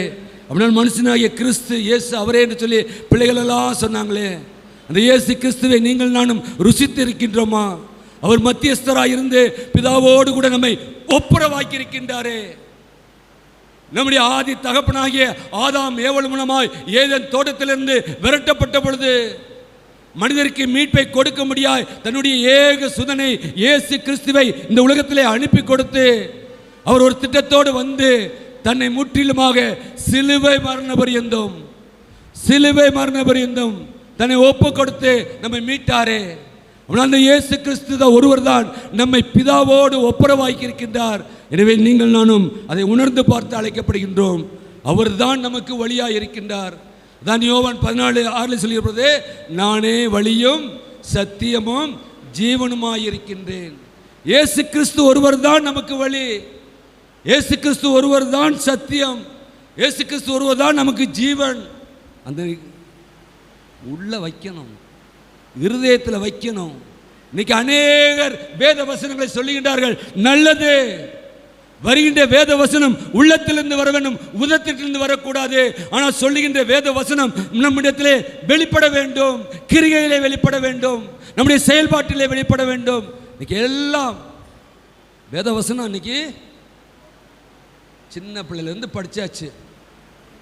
பிள்ளைங்க அந்த காலத்தில் சொல்லுவாங்க, படிச்சுட்டு வந்த அதான் மத்தியானம் சாப்பாடு. படித்தாச்சு. இந்த படித்த படிப்பு இன்றைக்கு நம்ம சொல்லிக் கொண்டிருக்கின்றோம். ஆனால் அதன்படி நாம் வாழ்ந்து கொண்டிருக்கின்றோமா? நம்மை பார்க்கின்ற மக்கள் இவர்கள் கிறிஸ்தவர்கள் என்று சொல்லுகின்றார்களா? இல்லது நீங்கள்லாம் கிறிஸ்தவங்களா? நீங்கள்லாம் கிறிஸ்தவங்களா? ஒருவேளை அது கிறிஸ்துவை அறிந்த மக்கள் அல்ல, கிறிஸ்துவை அறியாத மக்கள் நம் செயல்பாட்டை அறிந்து அவர் சொல்வார் என்று சொன்னால் நம்முடைய வாழ்க்கை வீண். நம்முடைய வாழ்க்கை வீண்.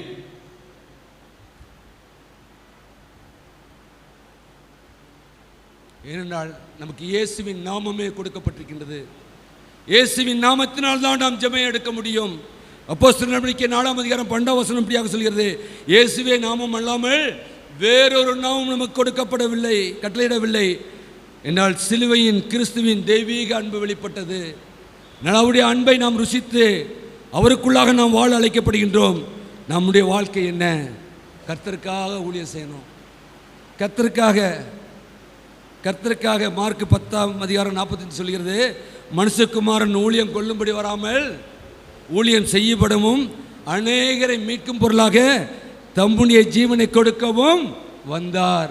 அவர் கொடுத்த ஜீவன் தான், அவர் கொடுத்த இரத்தம் தான். இன்னைக்கு நீங்கள் நானும் அவர் கொடுத்த இரத்தத்தை தான் பணப்பட போகிறோம். அவருடைய சரீரத்தை தான் நாம் புசிக்க போகிறோம். அதற்கு ஆயத்தமாக இருக்கின்றோமா?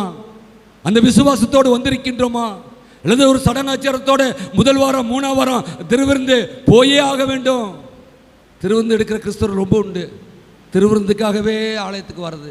அதுலேயும் பெரிய வியாழக்கிழமை பார்த்தீங்கன்னாக்கா அவ்வளவு எங்கேருந்து இவ்வளோ பேர் வருவாங்கன்னு தெரியாது. இயேசு காட்டி கொடுக்கப்பட்ட அன்று ராத்திரியில் அவர் அப்பத்தை எடுத்து என்னமோ இவங்களுக்காக கொடுத்தது மாதிரி எந்த வாரமும் பார்க்க முடியாது ஆலயத்தில். ஆனால் பெரிய வியாழக்கிழமை வந்து ரொம்ப மாய்மானமான ஊழியம் செய்யணும். ஆண்டவர் அநேகரை மீட்கும் பொருளாக இந்த உலகத்திலே ஜீவனை கொடுத்தார் என்று சொன்னால் அவருக்காக நானும் நீங்களும் ஜீவனை கொடுக்க வேண்டும். ஜீவன் ஒன்றும் இல்லை. ஜீவன் போனா எங்க? ஆண்டவரோடு கூட இருக்கிற நித்திய வாழ்க்கை. இந்த உலகத்தின் கஷ்டம், கண்ணீர், கவலை எல்லாம் போச்சு. இனி அவர்கள் பசி அடைவதும் இல்லை, தாகம் அடைவதில்லை. அவர்களுக்கு மேல் வெயிலாவது உஷ்ணமாவது படுவதில்லை. தேவன் தாமே அவருடைய கண்ணீர் யாவையும் துடைப்பார். அப்படின்னா ஜீவன் இருக்கின்ற பொழுது, ஆண்டவருக்காக வாழ்கின்ற பொழுதுதான் அவர் தண்ணீரை துடைப்பார். இல்லைனா அக்கினி கடலில் தீர்ப்பு அளிக்கப்படும் என்று சொன்னால் இயேசு கண்ணீர் துடைக்க மாட்டார். நாம் கண்ணீர் விட்டு அங்கலாய்த்து ஐஸ்வர்வான் லாசருடைய மரணத்தை நாம் அறிந்திருக்கின்றோமே. ஐஸ்வர்வான் சம்பூர்ணமாய் வாழ்ந்தான். எல்லாம் லாசருடைய வாழ்க்கை ஆபிரகாமின் மடியிலே பிறந்தான். ஐஸ்வர்வான் சொல்றான், எனக்கு 5 சகோதரர்கள் உண்டு, அனுப்பும் ஐயா. அங்க இருக்கிறவங்க சொல்றதை கேட்கட்டும். கேட்க காது இருக்கின்றது, கேட்கின்றோம், ஆனால் செயல்பட நாம் முடியவில்லை. அதான் உண்மை. எல்லாரும் ஒத்துக்கணும். என்னால் கேட்கின்றோம், கேட்கின்றபடி செயல்படுவதற்கு இன்றைக்கு நம்மை சுற்றி இருக்கின்ற சத்துருவுக்கு தெரியும், இன்னும் கொஞ்ச நாள் இவனை பரலோகத்துக்கு விட்டாச்சுன்னா ஆண்டவர் மகிமைப்பட்டுருவார். இவனை எப்படியாவது நரகத்துக்கு இழுத்துட்டு போயிடணும். அது மாதிரி ஒரு கூட்டம் இன்றைக்கு கிளம்பி கொண்டிருக்கின்றது. அன்புக்குரியவர்களே, இன்னைக்கு நம்முடைய வாழ்க்கை எப்படிப்பட்டதாக இருக்கின்றது? அங்கே எபிரேயரில் பார்க்கின்ற பொழுது 9ஆம் அதிகாரம் 15ஆம் வசனத்தில் பார்க்கின்ற பொழுது அங்கு பார்க்கின்றோம், முதலாம் உடன்படிக்கையின் காலத்திலே நடந்த அக்கிரமங்களை நிவர்த்தி செய்யும் பொருட்டு அவர் மரணம் அடைந்து அழைக்கப்பட்டவர்கள் வாக்குத்தத்தம் பண்ணப்பட்ட நித்திய சுதந்திரத்தை அடையும்படி கொள்ள புது உடன்படிக்கையின் மத்தியஸ்தராக வந்தார். எதற்காக வந்தார்? புது உடன்படிக்கையின் மத்தியஸ்தராக. அதற்கு காரணம் என்ன? நீங்கள் நானும் நித்திய சுதந்திரத்தை சுதந்திரமாக இருக்க வேண்டும் சொன்னால் ஆண்டவரோடு இருக்கின்ற வாழ்க்கை தான் வாழ்க்கை. அன்புக்குரியவர்களே, எடுத்தவர்கள் கடைசியாக 1 தீமோத்தேயு 7ஆம் வசனத்தை வாசிப்போமே. 2:7.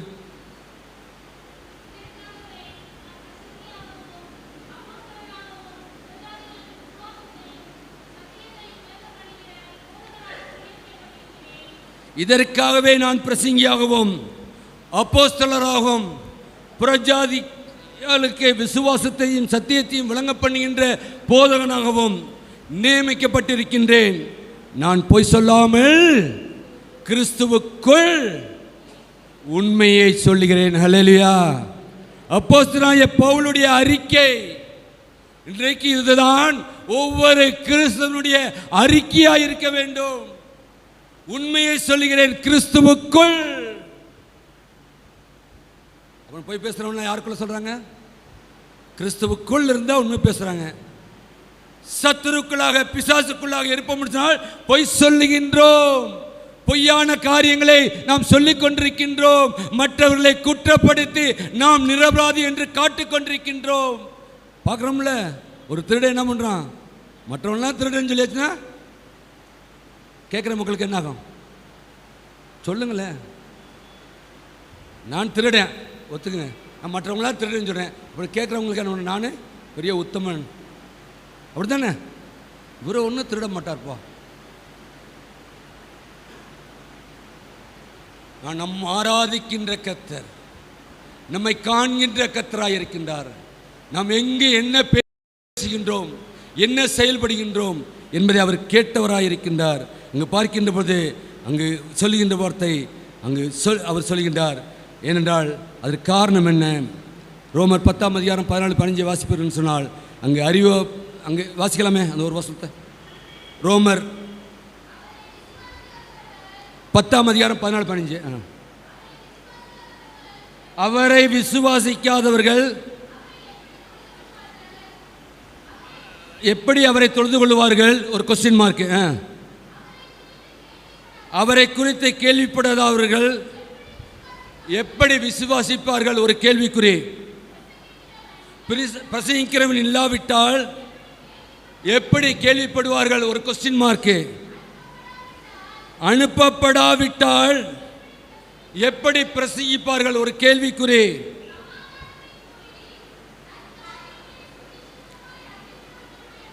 சமாதானத்தை கூறி நற்காரியங்களை சுவிசேஷமாய் அறிவிக்கிறவுடைய பாதங்கள் எவ்வளவு அழகானவைகள் என்று எழுதியிருக்கிறதே. நம்முடைய பாதம் எப்படியாம்?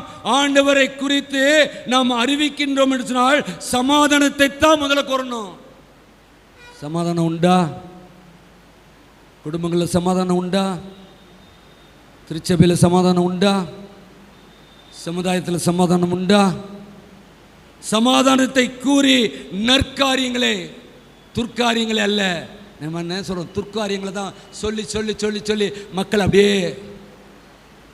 அப்படியே யார் என்ன பண்ணுறோம் என்ன செய்கிறோம் என்று அறியாத மக்கள் இன்றைக்கு அநேகர் இன்னைக்கு விசுவாசிகளாய் திருச்சபையிலே வந்தது நிமித்தமாகத்தான் இன்னைக்கு திருச்சபையிலே எங்கும் குழப்பம்.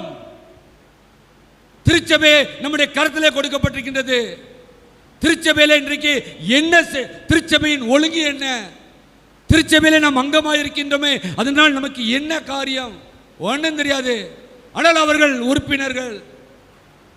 அன்புக்குரியவர்களே, நற்காரியங்களை இன்னைக்கு என்ன காரியங்கள் நாம் பண்ணி கொண்டிருக்கின்றோம்? இன்னைக்கு நான் எனக்காக நான் சந்தாவை கட்டி நான் ஓட்டு போடுகின்றனா, இல்லது இன்னொருத்தவர் கட்டி நான் ஓட்டு போடுகின்றனா? சிந்தித்து பாருங்கள் திருச்சபை மக்களே. இன்னைக்கு அநேக காரியங்கள் திருச்சபையில் நடந்து கொண்டிருக்கின்றது. ஏன்? அதிகாரம். அப்படிப்பட்ட ஒரு அதிகாரத்தை ஆண்டவர் அனுமதிப்பாரா? அப்படிப்பட்ட அதிகாரம் உள்ளவர்கள் அதிகாரம் செலுத்துகின்றது நீதியாயிருக்குமா? நேர்மையாயிருக்குமா? திருச்சபை மக்களே, எச்சரிப்பின் காலத்துக்குள்ளாக இருக்கின்றோம். நாம் ஆண்டவருக்காக நம் உழைத்து நமக்கு கொடுக்கின்ற காரியத்திலே தசமபாகத்தையும் சந்தா காணிக்கையும் பொருத்தனையோடு கூட ஆண்டவருடைய திருச்சமத்திலே செலுத்துவோம் என்று சொன்னால் அது ஆசீர்வாதம். உங்களுக்காக நான் கட்டின, உங்களுக்கு ஆசீர்வாதம் இல்லை, எனக்கு ஆசீர்வாதம் இல்லை. கட்டினவங்களுக்கும் பிரச்சனை, கட்டப்பட்டவங்களுக்கும் பிரச்சனை. அறியாமல் இன்றைக்கு திருச்சபையிலே இப்படிப்பட்ட ஒரு கூட்டம் இன்னைக்கு எழும்பி இருக்கின்றது. அதனால்தான் இன்றைக்கு எங்கு பார்த்தாலும் பிரச்சனையின் மத்தியிலே நாம் கடந்து கொண்டிருக்கின்றோம். அன்புக்குரியவர்களே, அறிவிக்க நாம் அழைக்கப்படுகின்ற பொழுது நற்காரியங்களை சுவிசேஷமாய் அறிவிக்கக்கூடிய பாதங்கள் எவ்வளவு அழகானவைகள் என்று எழுதியிருக்கிறது என்று பார்க்கின்றோம். ஆண்டவருக்காக ஓடவும், ஆண்டவர் நமக்கு கொடுக்கின்ற காரியங்களை நாம் செய்யவும். என்னால் மத்தேயு 28:19 சொல்கின்ற பொழுது, நான் உங்களுக்கு கட்டளையிட்ட யாவையும் அவர்கள் கை கொள்ளும்படி அவர்களுக்கு உபதேசம் பண்ணுங்கள். ஆண்டவர் சொல்லிக்கிட்டே இருக்காரு. இன்னைக்கு கேட்டு போகிறோமே, எத்தனை பேருக்கு போய் சொல்ல போகிறோம்? இன்றைக்கி ஒருவேளை வீட்டில் வர முடியாமல் பெரியவங்க இருப்பாங்க, ஒருவேளை இன்றைக்கி பிள்ளைகள் வர முடியாமல் சூழ்நிலை இருக்கலாம். இன்னைக்கு கேட்ட சத்தியத்தை அன்புக்குரிய திருச்சபை மக்களே, பெரியவர்களே, எத்தனை பேர் போய் சொல்ல போகிறீங்க? சொல்ல இருக்கிறீர்கள் இல்லை? இதுவரைக்கும் சொன்னீர்கள். அங்கே போய் ஆண்டவர் சொல்கின்றார், நீங்கள் கை கொள்ளும் யாவையும் உபதேசம் பண்ணுங்கள். பவுல் கிறிஸ்துவுக்குள் உண்மையை சொல்லுகின்றேன் என்கிறார். அங்கே அவர் சொல்லுகின்ற பொழுது கடைசியாக சொல்கின்ற வார்த்தை என்ன? உண்மையை சொல்லுகின்றேன். கிறிஸ்துவுக்குள் உண்மையை சொல்லுகின்றேன். கிறிஸ்துவுக்குள் உண்மையை சொல்லுகின்றேன். அன்புக்குரியவர்களே, இதை நான் தியானித்து கொண்டிருந்த பொழுது கிடைத்த காரியம், இன்றைக்கு நாம் வாழ்கின்ற சமுதாயம், இன்னைக்கு நாம் வாழ்கின்ற சமுதாயம், உண்மை உள்ளவன் ஒதுக்கப்படுகின்றான், உண்மை உள்ளவன் ஒதுக்கப்படுகின்றான், நடிப்பவன் மதிக்கப்படுகின்றான், நடிப்பவன் மதிக்கப்படுகின்றான், ஏமாற்றுவன் பாராட்டப்படுகின்றான், ஏமாற்றுவன் பாராட்டப்படுகின்றான். இதான் நாம் வாழ்கின்ற சமுதாயம். இதில் நாம் எங்கே இருக்கின்றோம்? ஆண்டவருடைய திருச்சமூகத்தில் புலங்கால் படுகின்ற பொழுது, ஆண்டவரே, என்னுடைய வாழ்க்கை ஒரு நடிப்பாக இருக்கின்றதா, அல்லது நான் ஏமாற்றுக்காரனாய் உம்முடைய திருச்சமூகத்திலே வந்திருக்கின்றனா, அல்லது உண்மையாய் நான் இருக்கின்றேன் ஆண்டவரே, ஆனால் மக்கள் என்னை ஒதுக்கினாலும் நீர் ஒதுக்காத ஆண்டவர், எனக்காகவே நீர் ஜீவனை கொடுத்திருக்கின்றேன். நீர் கொடுத்த அந்த இரத்தத்தை நான் பானம் பண்ணுகின்ற போது அந்த இரத்தம் எனக்குள்ளாக பலனை தரட்டும் என்று சொல்லி நம்ம அர்ப்பணிப்போம். தேவனுடைய சித்தம் எல்லாரும் ரட்சிக்கப்பட வேண்டும். கடைசியாக ஒரே ஒரு இது, மார்க் 2ஆம் அதிகாரம் நான் வாசித்தோமே நற்செய்தி பகுதியில், மார்க் 2ஆம் அதிகாரம் பின்பகுதியை வாசிக்கலாமே. 17ஆம் வசனம். ஆண்டவர் எதற்காக அந்த உலகத்தில் வந்தாராம்?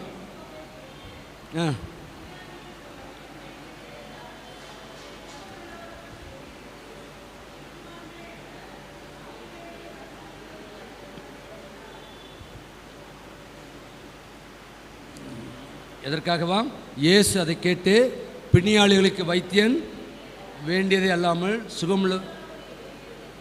வைத்தியன் வேண்டியது அல்லாமல் சுகமுள்ளவர்களுக்கு வேண்டியதில்லை, நீதிமான்களுக்கே அல்ல பாவிகளை மனம் திரும்புவதற்கு அழைக்க வந்தேன்.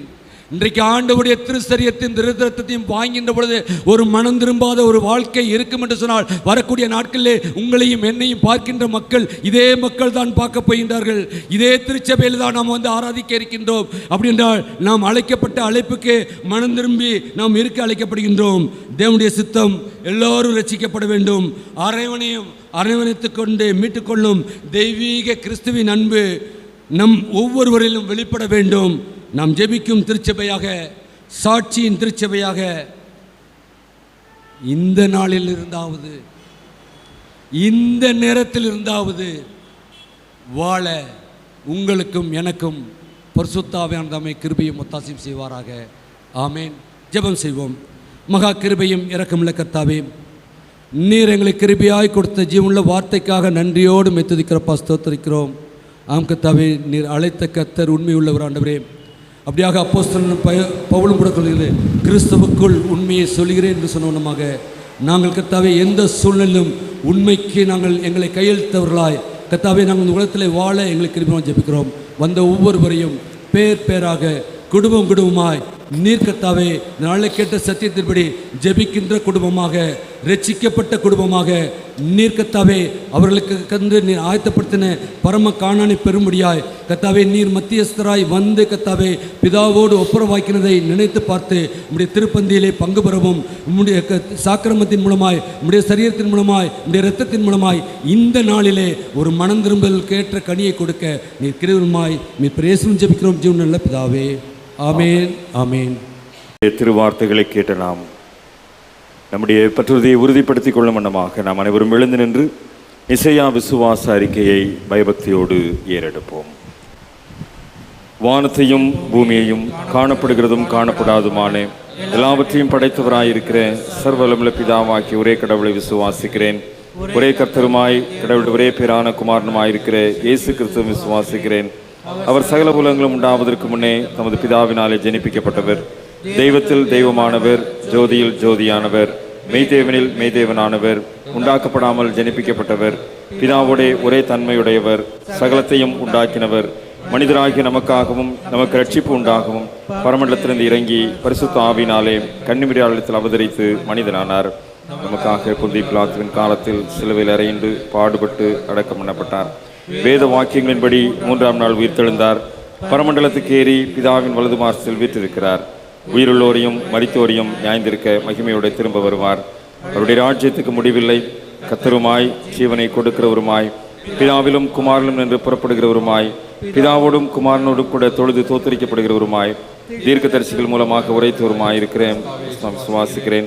ஒரே பரிசுத்த பொதுவான அப்போஸ்தல திருச்சபை உன்னோடு விசுவாசிக்கிறேன். பாவ மன்னிப்புக்கு நியமிக்கப்பட்ட ஒரே ஞானஸ்தானத்தை அறிக்கையிடுகிறேன். உயிர்த்ததிலும் மறுமைக்குரிய ஜீவன் உண்டாகும் என்று காத்திருக்கிறேன். ஆமேன். சபையார் உட்காருங்கள். ஒரு சில அறிவிப்புகளை நினைவுபடுத்துகிறேன். இந்த திருவிருந்து வழிபாடு என்பதனாலே ஐக்கிய சங்க கூடுகைகள் நடைபெறாது. கீழமாத்தூர் கிராம சபையிலே மாலை வழிபாடு மாலை 5 மணிக்கு நடைபெறும்.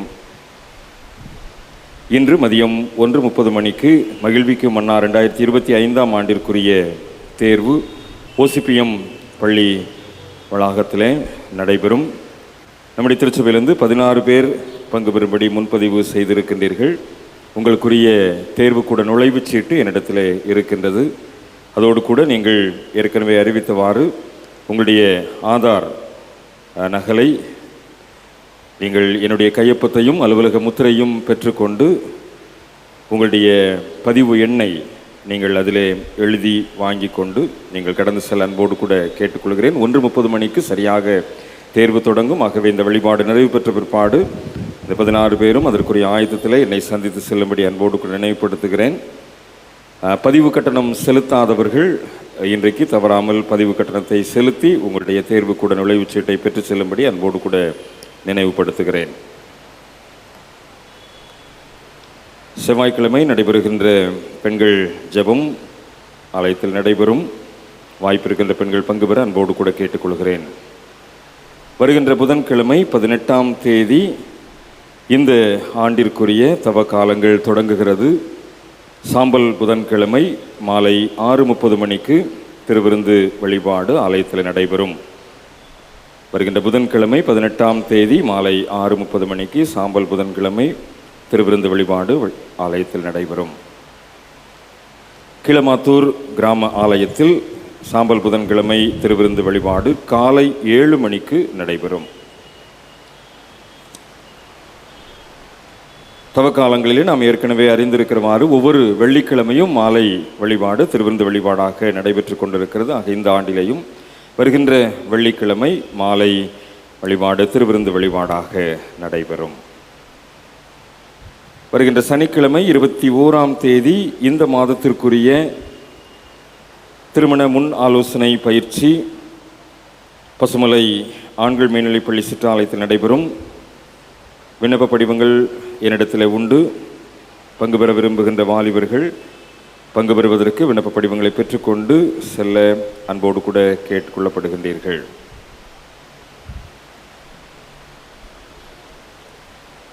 திருமண்டலத்தின் மனிதவள மேம்பாட்டுத்துறை சார்ந்த அறிவிப்புகள்.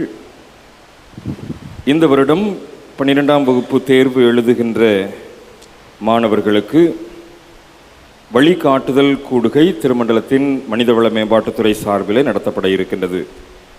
State board, matric, CBSE, ICSE ஆகிய அனைத்து வகுப்புகளின் மூலமாகவும் 12ஆம் வகுப்பு தேர்வு எழுதுகின்ற மாணவர்கள் வருகின்ற புதன்கிழமைக்குள்ளதாக உங்களுடைய பெயர்களை என்னிடத்தில் பதிவு செய்யும்படி அன்போடு கூட கேட்டுக்கொள்கிறேன். என்றால் திருமண்டல மனிதவள மேம்பாட்டுத்துறைக்கு 20ஆம் தேதி வெள்ளிக்கிழமைக்குள்ளதாக உங்களுடைய பெயர் பட்டியலை திருமண்டல அலுவலகத்திலே சேர்க்க வேண்டும். ஆகவே இந்த ஆண்டிலே மனிதவள மேம்பாட்டுத்துறையின் சார்பில் எடுக்கப்படுகின்ற புது முயற்சிக்கு நாம் நம்முடைய ஆதரவை கொடுக்கும்படி 12ஆம் வகுப்பு தேர்வு எழுத இருக்கின்ற பிள்ளைகள் உங்களுடைய பெயர்களை வருகின்ற புதன்கிழமைக்குள்ளதாக என்னிடத்தில் நீங்கள் பதிவு செய்யும்படி அன்போடு கூட கேட்டுக்கொள்கிறேன். மனிதவள மேம்பாட்டுத்துறையின் சார்பிலே திருமண்டலத்தில் நடைபெறுகின்ற டீப் விடுதிகளுக்கு மாதம் ₹1 உதவி செய்கின்ற ஒரு திட்டம் ஏற்கனவே நடைமுறையில் உள்ளது. அதிலே நாமும் நம்முடைய திருச்சபையின் சார்பிலும் நாம் உதவி செய்திருக்கின்றோம். அதற்கு இன்று ஒரு சிறப்பு காணிக்கை கவர் நம்மிடத்தில் கொடுக்கப்படும். இந்த ஆண்டு நிதியாண்டு நிறைவு பெறுவதற்குள்ளதாக நம்முடைய திருச்சபையின் சார்பில் மாதம் ₹1 கொடுக்கின்ற அந்த திட்டத்திற்குரிய நிதியை ஆதாரத்தை சேர்த்து நம்முடைய திருமண்டலத்தின் டீப் விடுதிகளுக்காக கொடுப்பதற்கு நாம் ஆயத்தப்படும்படி மனிதவள மேம்பாட்டுத்துறையின் சார்பில் அன்போடு கூட கேட்டுக்கொள்கிறேன். ஏற்கனவே நாம் அறிவித்து ஜெபித்து பங்கு பெற்று வருகின்றபடி கீழமாத்தூர் கிராம ஆலயத்திற்கு உங்களில் அநேகர் உங்களுடைய பொருள் உதவியை செய்து வருகிறீர்கள். நன்றி செலுத்துகிறேன். நேற்றைய தினத்திலே கீழமாத்தூர் கிராம ஆலயத்தில் 35 பிளாஸ்டிக் சேர்களை கொடுத்து உதவின திருமதி சுகந்தி மனோகரன், டாக்டர் தினகரன் டேனியல் குடும்பத்தினருக்கு திருச்சபையின் சார்பிலே, கீழமாத்தூர் மக்கள் சார்பில் நன்றி சொல்லுகின்றேன். இன்னும் தேவைகள் உண்டு. ஒருவேளை பொருள் உதவி செய்ய விரும்புகின்றவர்கள் இனத்தில் நீங்கள் தொடர்பு கொள்ளும்படி அன்போடு கூட கேட்டுக்கொள்கின்றேன். வருகின்ற வாரத்தில் தங்களுடைய பிறந்த நாள் மற்றும் திருமண நாள் ஆசரிப்பவர்கள், அன்பானவர்களே, நாம் அறிந்தவாறு நேற்றைய தினத்தில் தென்னிந்திய திருச்சபை ஈரோடு சேலம் பேராயத்தினுடைய பேராயர் பேரருள் முனைவர் ஜேக்கப் லிவிங்ஸ்டன் அவர்கள் கர்த்தருக்குள் நித்திரையடைந்த செய்தியை நாம் அறிந்திருப்போம். அன்னாரை இழந்திருக்கின்ற பேராயர் அம்மா மற்றும் ஒரே மகள் அவருடைய குடும்பத்திற்கு ஆண்டவர் தெய்வீக ஆறுதலை தரும்படியாய் நாம் திருச்சபையாக ஜெபிக்க நாம் அன்போடு கூட கேட்டுக்கொள்ளப்படுகின்றோம்.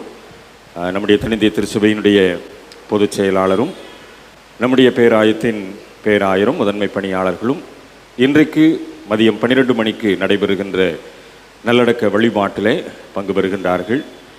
நாம் அவருடைய குடும்பத்திற்காக ஜெபிக்க அன்போடு கூட கேட்டுக்கொள்ளப்படுகின்றோம்.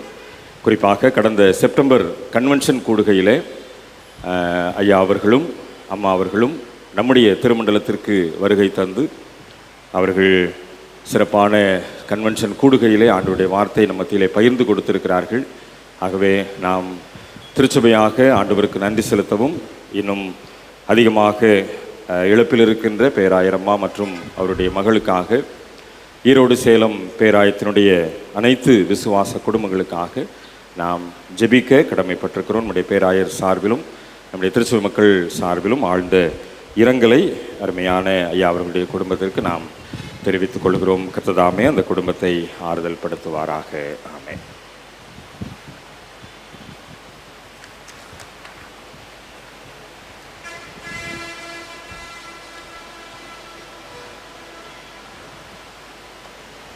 நம்மையும் நம்முடைய இயற்கைகளையும் ஆண்டவரிடத்தில் அர்ப்பணிக்கும் வண்ணமாக நாம் அனைவரும் எழுந்து நின்று 228வது கீர்த்தனை, துங்கனில் ஒதுங்குவோன் பங்கமின்றி தங்குவான் என்ற கீர்த்தனை நாம் அனைவரும் எழுந்து நின்று பாடுவோம். பொழுது நம்மை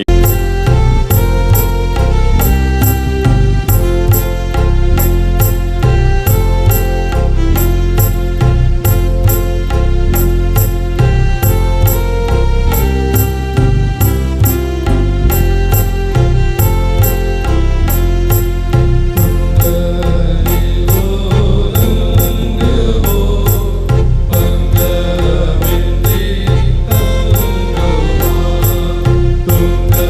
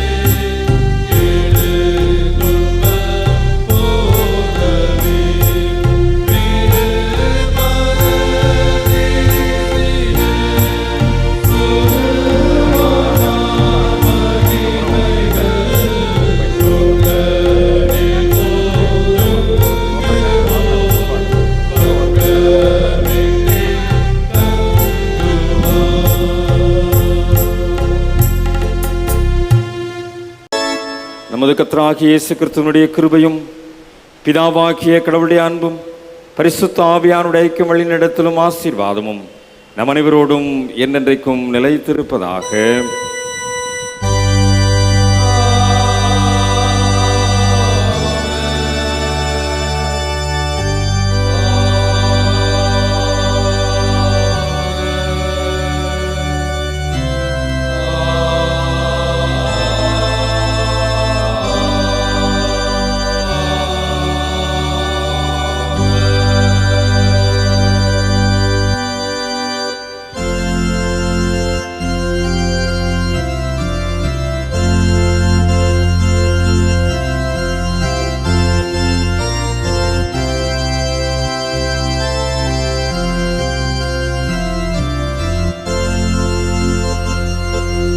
கர்த்தரின் பந்தியில் வா சகோதரா, கர்த்தரின் பந்தியில் வா, கர்த்தரின் பந்தியில் வா. கர்த்தரன் பாய் சுந்தரத்தை சிந்தின காரணத்தை மான பூரணமாயெண்ணி கர்த்தரின் பந்தியில் வா சகோதரா, கர்த்தரின் பந்தியில் வா, கர்த்தரின் பந்தியில் வா. ஜீவ அப்பமல்லோ கிறிஸ்துவின் திருச்சரீரமல்லோ, பாவமானம் கல்லோ உனக்காய் பகிரப்பட்டதல்லோ. சிவகுமாரனின் ஜீவப்பத்தை நீ தின்று அவருடன் என்றும் பிழைத்திட கர்த்தரின் பந்தியில் வா சகோதரா, கர்த்தரின் பந்தியில் வா, கர்த்தரின் பந்தியில் வா. அப்பம் பெட்குதல் பகுதிக்காக அனைவரும் எழுந்து நிற்போம்.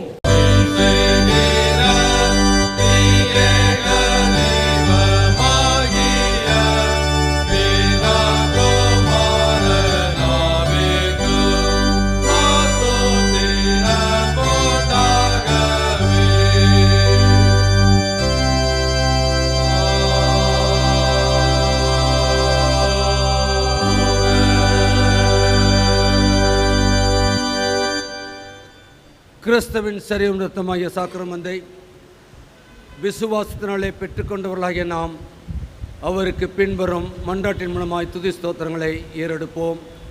சர்வ வல்லமையுள்ள கடவுளே, பரமபிதாவே, இயேசு கிறிஸ்துவுக்குள் எங்களை பிள்ளையாக ஏற்றுக்கொண்டு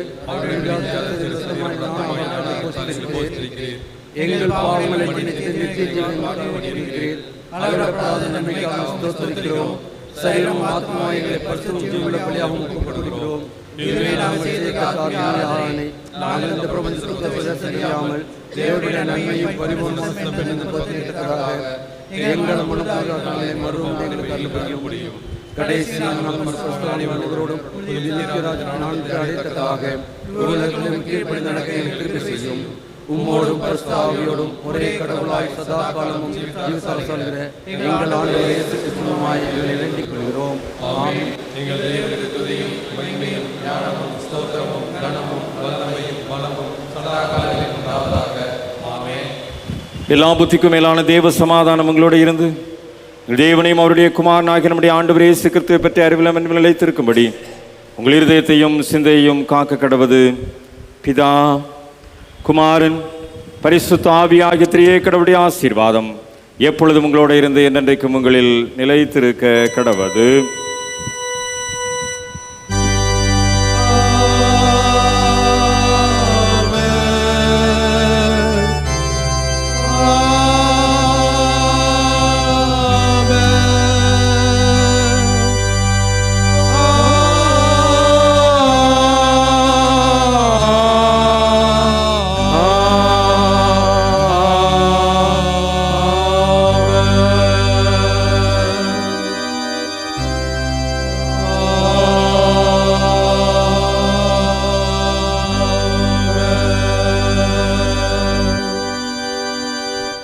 வழிபாட்டின் நிறைவு பவனி பாடலாக 194வது பாமாலை தூய பந்தி சேர்ந்த கைகள் என்று தொடங்கும் பாமாலை பாடி வழிபாட்டை நிறைவு செய்வோம்.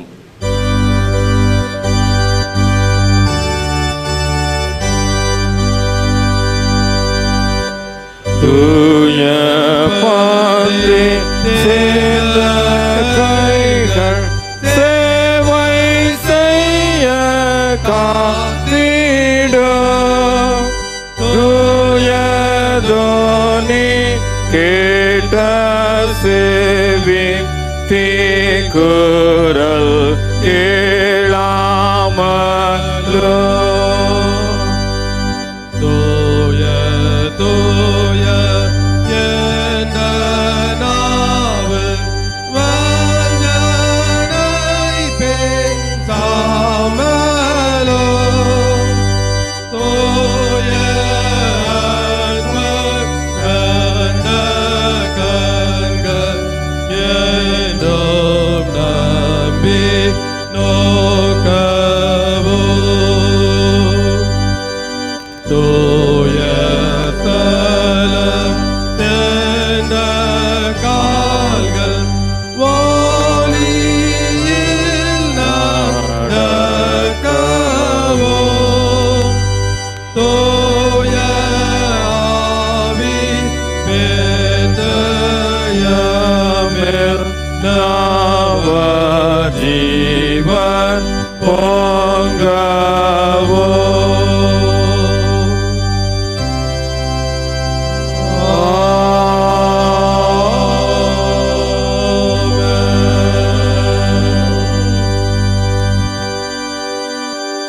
அன்பு நிறைந்த நல்ல ஆண்டவரே, உம்மை ஆராதிக்கின்ற உம்மை வழிபடுகின்ற திருச்சபை மக்களாய் இன்றைக்கு உம்முடைய சன்னிதானத்திலே கூடி வந்து ஆண்டவருடைய சத்திய வார்த்தைகளை கேட்கவும் உடைய திருப்பந்தியிலே பங்கு பெறவும் எங்களுக்கு கொடுத்த நல்ல வாய்ப்பிற்காய் கிருபைக்காக உம்மை ஸ்தோத்திரிக்கின்றோம்.